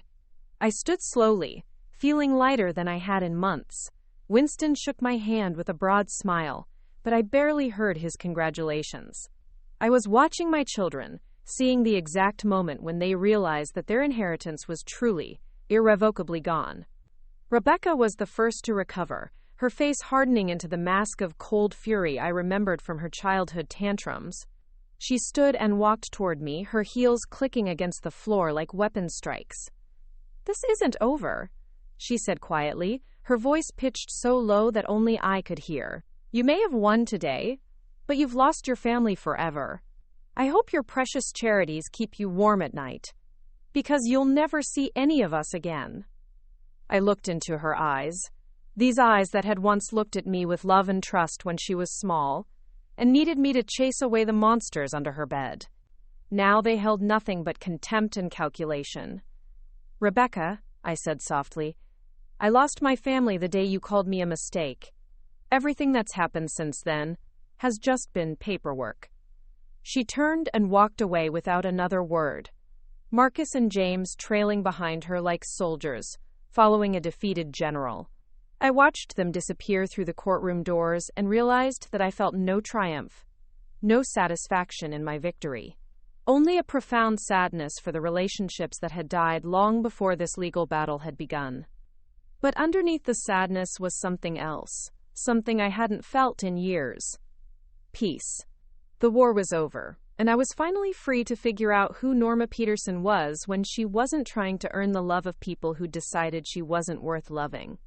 6 months after the courtroom doors closed on my old life, I stood in the same conservatory where I'd once tended orchids alone, watching 23 women and their children explore what would soon become their new sanctuary. The Willow Creek Recovery Center had opened its doors just 2 weeks ago, and already the waiting list stretched to over 60 families desperate for a safe place to rebuild their shattered lives. The transformation of my former home had been remarkable. What was once a monument to one family's privilege had become a beacon of hope for women who'd never known privilege at all. The formal dining room where Charles and I had hosted dinner parties for business associates now served meals to mothers teaching their children that bedtime didn't have to come with fear. The library where my children had once reluctantly done homework was now filled with women studying for their GEDs, learning computer skills, planning businesses that would give them independence they'd never imagined possible. Maria had stayed on as house manager, her official title now Director of Residential Services. She'd blossomed in her new role, her natural compassion and organizational skills making her invaluable to the women who arrived here broken and left with the tools to build something better. Watching her explain the house rules to a new arrival, her English now confident and clear, I felt more pride than I'd experienced during all those years of board meetings and quarterly reports. "Mrs. Peterson?" Sarah Chen approached me with a tablet in her hands, her expression mixing professional competence with genuine warmth. After the legal battle had ended, and the dust settled at Peterson Industries, I'd offered her a position as my personal assistant in managing the charitable foundation. She'd accepted immediately, bringing her sharp intelligence and unshakable loyalty to our mission of supporting women's entrepreneurship programs. "The Henderson Foundation just approved our grant application for the microloan program," she said, unable to suppress her excitement. $200,000 to help women start small businesses. We can help 40 families this year alone. I smiled, remembering when that same amount of money had been just another line item on my personal expenses, funding vacations for children who complained about the destinations and houses for families who took my generosity for granted. Now it would change 40 lives, create 40 opportunities for women to build something of their own. That's wonderful, Sarah. Have you scheduled the announcement for next week's board meeting? Already done. Dr. Morrison from the Women's Shelter will be there, along with representatives from the other organizations we're supporting. It's going to be quite a celebration. The foundation board meetings were nothing like the corporate gatherings I'd endured for decades. Instead of men in expensive suits arguing about profit margins and market share, we had social workers and nonprofit directors, and formerly homeless women who'd built successful businesses sharing stories of transformation and hope. Instead of quarterly projections focused on shareholder value, we reviewed reports on lives saved, families reunited, dreams made possible. My phone buzzed with a text message, and I glanced down to see a number I didn't recognize. The message was brief but startling. Mom, this is Ethan. I'm 18 now and I have my own phone. Can we talk? I stared at the screen, my heart doing something complicated in my chest. Ethan was Marcus's son, one of the twins I'd barely seen over the past few years as my relationship with his parents deteriorated. The last time we'd spoken, he'd been 15 and awkward, more interested in his phone than conversation with his grandmother. Sarah, I need to step outside for a moment. Personal call. I found a quiet spot in the rose garden, among the blooms Charles had planted decades ago, and dialed the number. Grandma Norma? The voice was deeper than I remembered, but still carried the tentative quality I associated with teenage uncertainty. Hello, Ethan. I was surprised to get your message. Yeah, I wasn't sure if you'd want to hear from me. After everything that happened with Dad and Uncle James and Aunt Rebecca, I sat down on the stone bench Charles had placed here for my birthday 20 years ago, looking out over the lake where swans still glided in perfect pairs. Ethan, whatever happened between me and your parents has nothing to do with how I feel about you. Really? Because Dad said you hated all of us now? He said you'd rather give your money to strangers than your own family. The pain in his voice was unmistakable, and I felt the familiar ache of loving someone who'd been taught to view that love with suspicion. Your father said a lot of things, sweetheart. Most of them were designed to make himself feel better about choices he made. What do you think about what happened? Honestly, I think Dad and Emma and I were just numbers on a spreadsheet to you. Like, you supported us financially, but you didn't really know us as people. And I think Dad and his siblings treated you the same way, like you were just a bank account with feelings they had to manage.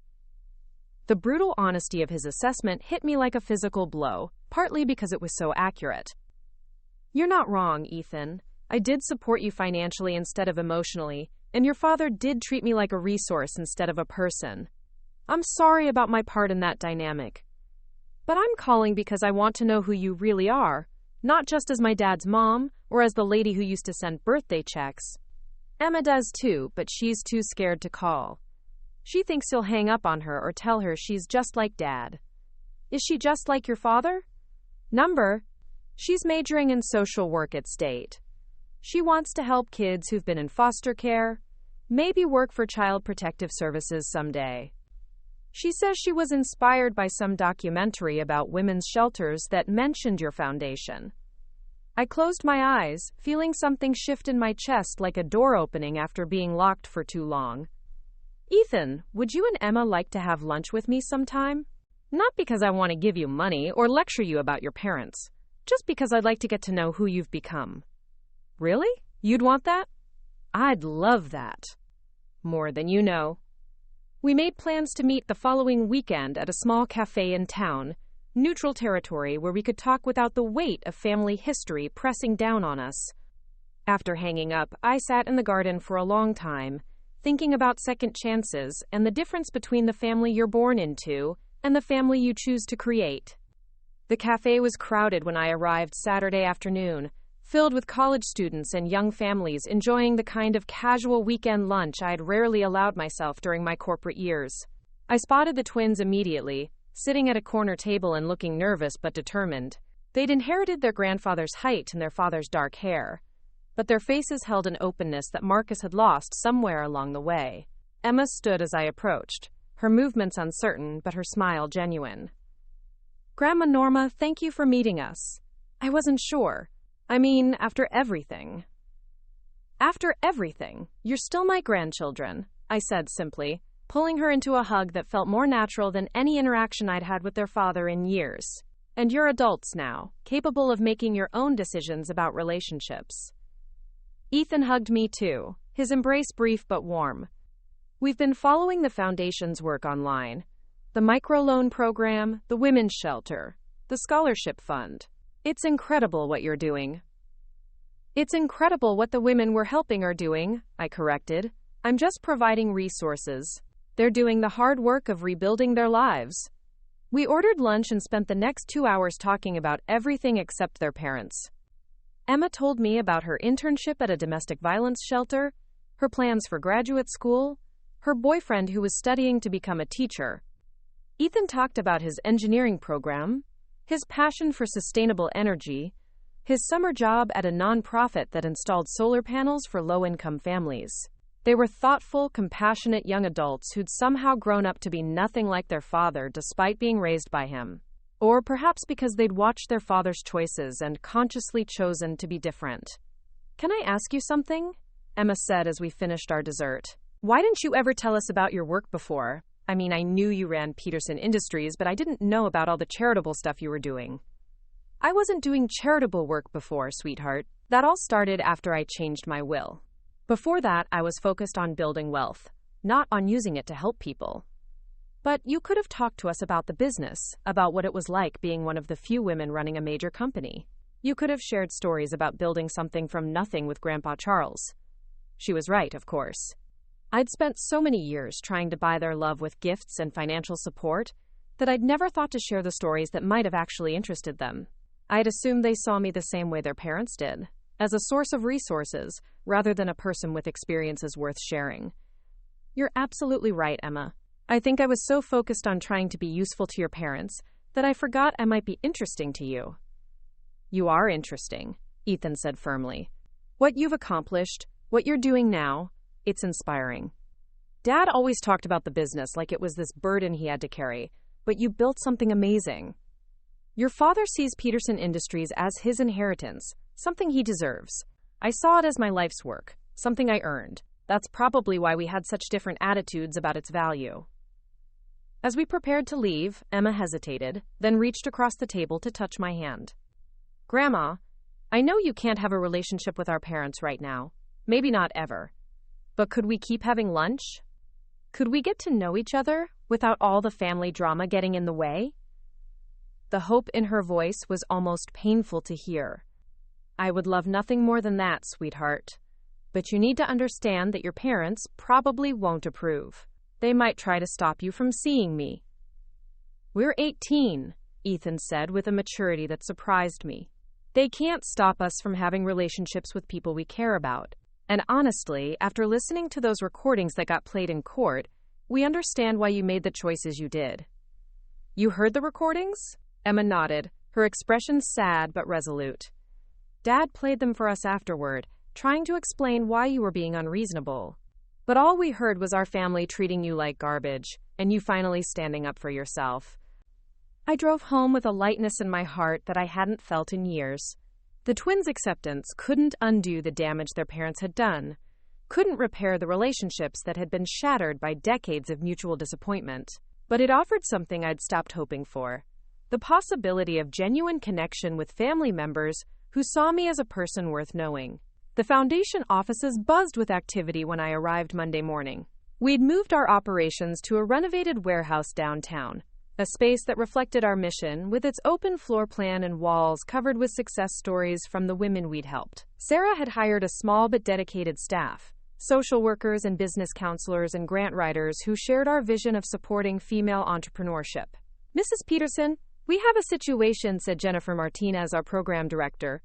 "Channel 7 called this morning. They want to do a feature story about the Foundation, specifically about your transition from corporate executive to philanthropist." I'd been avoiding media interviews since the court case, preferring to let our work speak for itself rather than making myself the focus of attention. But Jennifer's expression suggested this might be different. What kind of feature story? They want to profile women who've started businesses through our microloan program. The reporter said she's particularly interested in the contrast between traditional charity models and what we're doing with direct business support. And they want to talk to me because you're funding it all. And because your story of choosing charity over family inheritance has become something of a legend in philanthropic circles. A legend. I almost laughed at the description. 6 months ago, I'd been portrayed in those same media circles as a vindictive old woman who'd lost her mind. Now I was apparently a legend. The transformation was dizzying. Set up the interview, but make sure they understand that the focus should be on the women we're helping, not on my personal family drama. The interview took place the following week at the Willow Creek Recovery Center, surrounded by the daily proof of what money could accomplish when it was directed toward building people up instead of maintaining their dependence. The reporter, a sharp young woman named Lisa Chang, asked thoughtful questions about our programs and their impact, but she inevitably returned to the personal story behind my philanthropic transformation. Mrs. Peterson, you gave up a $200 million inheritance to fund these programs. That's an extraordinary sacrifice. What drives someone to make that kind of choice? I considered the question while watching through the window as Maria helped a young mother plant vegetables in the center's garden. I wouldn't call it a sacrifice, Lisa. A sacrifice implies giving up something valuable for something less valuable. What I gave up was the obligation to fund the comfortable lifestyles of people who didn't appreciate what they had. What I gained was the opportunity to help people build something meaningful with their lives. But those people you gave up funding were your own children.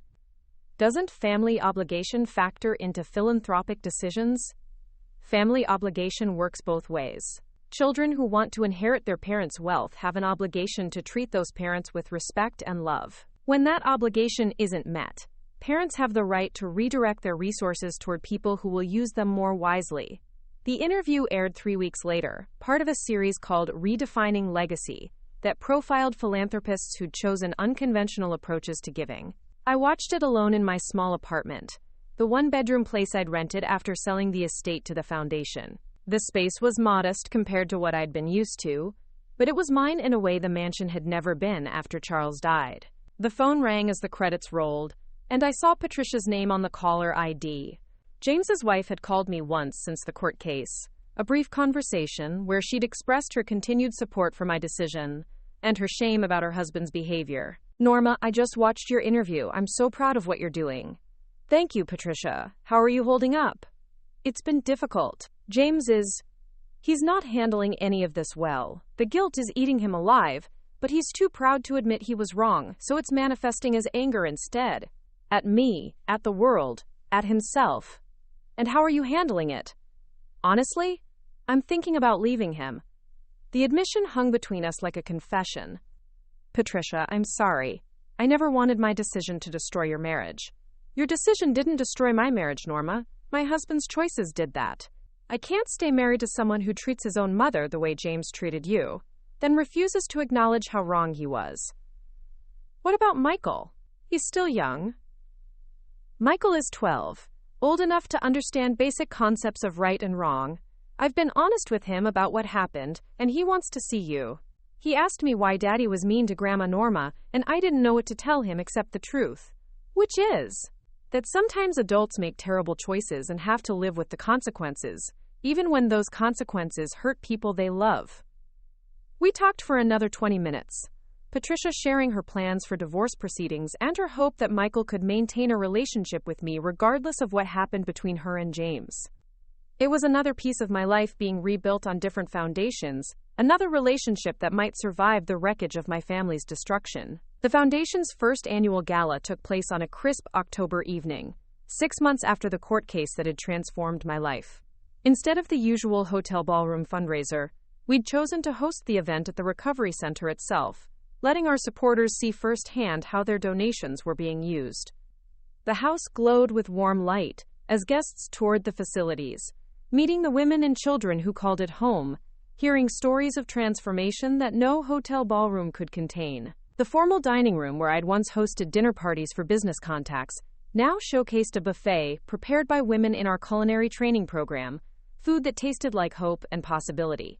Sarah had organized everything with her usual efficiency, but she'd also understood the emotional significance of the event for me. This was the first time I'd returned to live in the house where I'd raised my children, where I'd mourned my husband, where I'd made the decision that changed everything. "Mrs. Peterson, there are some people here who'd like to meet you," Sarah said, approaching me near the conservatory where my orchids still bloomed under new caretakers. She led me to a group standing near the fireplace in what had once been Charles's study. I recognized two of them immediately, Emma and Ethan, dressed formally and looking nervous but determined. With them stood a young man I didn't recognize, and an older woman who looked familiar but out of context. "Grandma Norma," Emma said, stepping forward with a smile that lit up her face. "We wanted to introduce you to some people. This is David, my boyfriend, and this is Professor Martinez from the social work department at the university." Professor Martinez extended her hand with a warm smile. "Mrs. Peterson, I've been following your foundation's work with great interest. Emma has written several papers about your microloan program for my classes on innovative social services." "Emma's been writing about our work?" "She's been documenting the outcomes for women who've received business loans through your foundation," Professor Martinez explained. "Her research shows success rates significantly higher than traditional small business lending programs. She's thinking about focusing her master's thesis on economic empowerment models for domestic violence survivors." I looked at Emma with surprise and pride. "You're researching our programs? I wanted to understand what you were doing, not just support it," Emma said. "The more I learned about your approach, the more I realized how innovative it is. You're not just giving women money, you're giving them the tools to build economic independence." Ethan stepped forward, his own nervousness evident but his voice steady. "Grandma, I've been working with a group at school that installs solar panels for low-income families. When I told them about the foundation's work, they asked if there might be opportunities for collaboration. Some of the women starting businesses might benefit from renewable energy solutions." The evening continued with conversations that would have been impossible 6 months earlier, connections forming between my old life and my new one in ways I'd never imagined. David turned out to be studying sustainable agriculture and was fascinated by the vegetable garden the Recovery Center had started. Professor Martinez knew several other researchers who were documenting innovative approaches to philanthropy and wanted to include our foundation in a national study. But the most meaningful moment came near the end of the evening, when I found myself alone in the conservatory with Emma and Ethan. They'd stayed after most of the other guests had left, helping to clean up with the easy familiarity of young people comfortable in their own skin. "Grandma," Emma said quietly, "can I ask you something personal?" "Of course. Do you ever regret it, cutting Dad and Uncle Marcus and Aunt Rebecca out of your will? Do you ever wish you could go back to the way things were?" I considered the question while looking around the conservatory that had once been my private sanctuary, now a teaching space where recovering women learn to nurture growing things as a metaphor for nurturing themselves. "Emma, the way things were was killing me slowly. I was pouring my life into people who saw me as an obligation at best, a burden at worst. I was funding lifestyles for children who'd forgotten how to love me and probably never learned how to respect me. But they're still your children. Yes, they are. And they made choices about what kind of children they wanted to be. I can't make them love me, Emma. I can't make them respect me or appreciate what I've given them over the years. But I can choose what to do with the rest of my life and my resources." Ethan sat down beside me on the small bench I'd placed among the orchids. "Do you think there's any chance they'll ever realize what they lost? Not just the money, but the relationship with you." "I don't know, sweetheart. Rebecca is too angry to see past her own sense of entitlement. Marcus is too proud to admit he was wrong. James might understand someday, but understanding and changing are different things. What if they apologized? What if they really, genuinely tried to make things right?" The question pierced something in my chest that I'd tried to keep carefully sealed.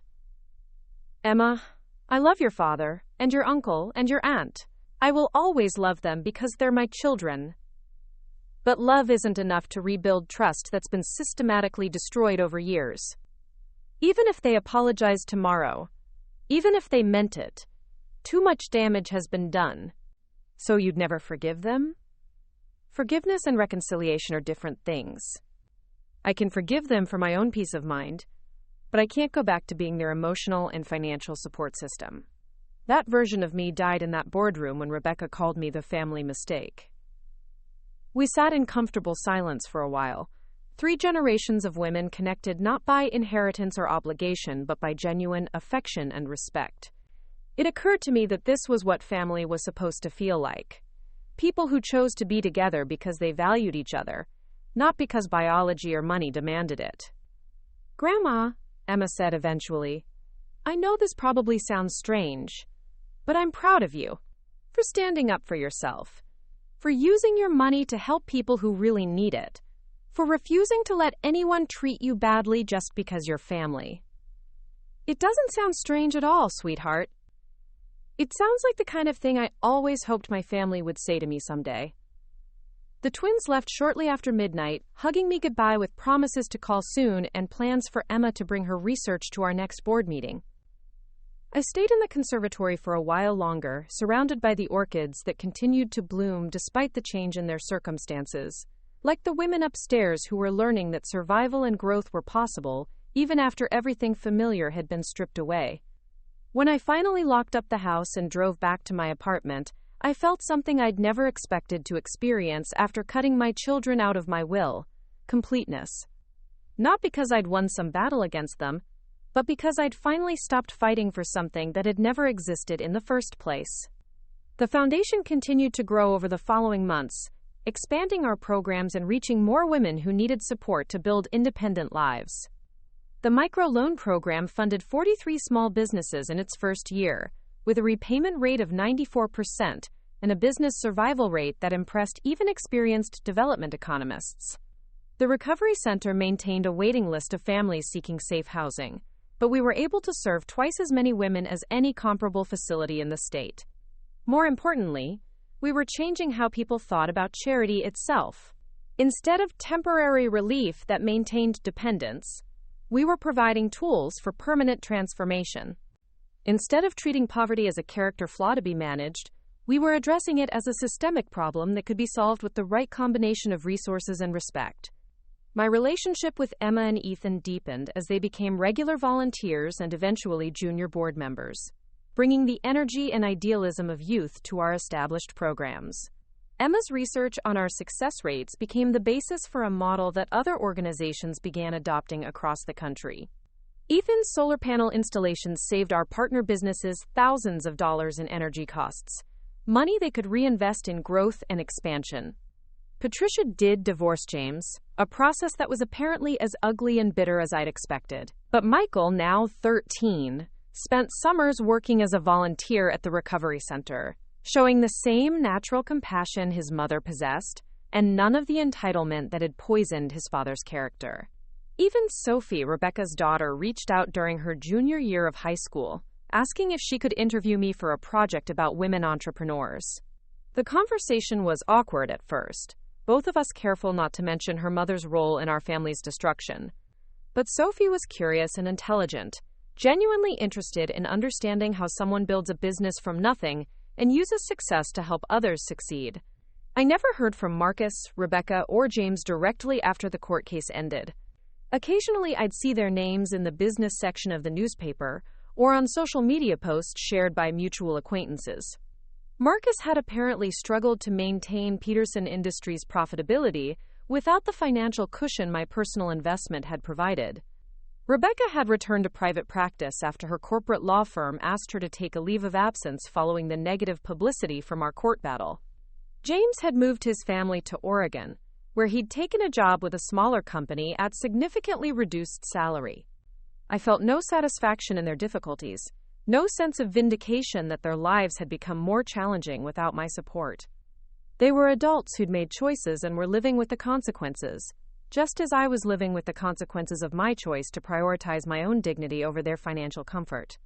On the first anniversary of the court decision, I visited Charles's grave for the first time since changing my will. The cemetery was quiet in the late afternoon light, peaceful in the way that only places dedicated to memory can be. I brought flowers from the Recovery Center's garden, roses that the women had tended with the same care they were learning to apply to their own healing. Well, my love, I said to the granite headstone that bore his name and dates, it's been quite a year. I told him about the foundation, about the women we'd helped, about the businesses that were thriving because someone had believed in their potential. I told him about Emma and Ethan, about how they'd grown into young adults he would have been proud to know. I told him about the peace I'd found in choosing principle over family obligation, about the freedom that came from finally accepting that love can't be purchased or negotiated. I think you'd approve, I said finally. I think you'd understand why I had to choose self-respect over the comfort of pretending everything was fine.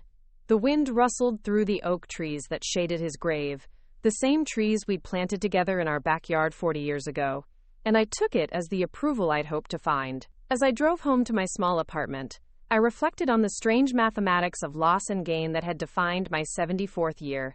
I'd lost a $200 million inheritance, a relationship with 3 of my children, and the security of knowing my legacy would be carried on by my bloodline. I'd gained the respect of people whose respect was worth having, the love of grandchildren who saw me as a person rather than a resource, and the satisfaction of using my resources to create opportunities instead of dependence. Most importantly, I'd gained something I'd never had before, the knowledge that I was strong enough to choose my own values over other people's expectations, even when those people were my own children. The foundation's work would continue long after I was gone, creating opportunities for women who needed them, and proving that wealth's highest purpose was empowerment rather than accumulation. The women sleeping safely at the recovery center would wake up tomorrow to another day of building lives free from fear and dependence. The businesses we'd funded would employ other women, creating ripple effects of independence and hope that would touch lives I'd never meet. My children would inherit nothing from me but the example of what happened when love was taken for granted and respect was treated as optional. Perhaps that would be legacy enough to teach their own children different lessons about family, obligation, and the difference between being loved and being used. I parked in front of my building and climbed the stairs to my modest apartment, tired but satisfied with the day's work and the year's transformation. Tomorrow would bring new applications for business loans, new families seeking shelter, new opportunities to prove that second chances were possible for anyone brave enough to take them. The woman who'd once defined herself by her children's needs and her company's success had discovered that she was actually defined by her own choices and values. At 74, Norma Peterson had finally learned who she was when she stopped trying to be who everyone else wanted her to be. And for the first time in decades, that was enough. Up next, you've got 2 more standout stories right on your screen. If this one hit the mark, you won't want to pass these up. Just click and check them out.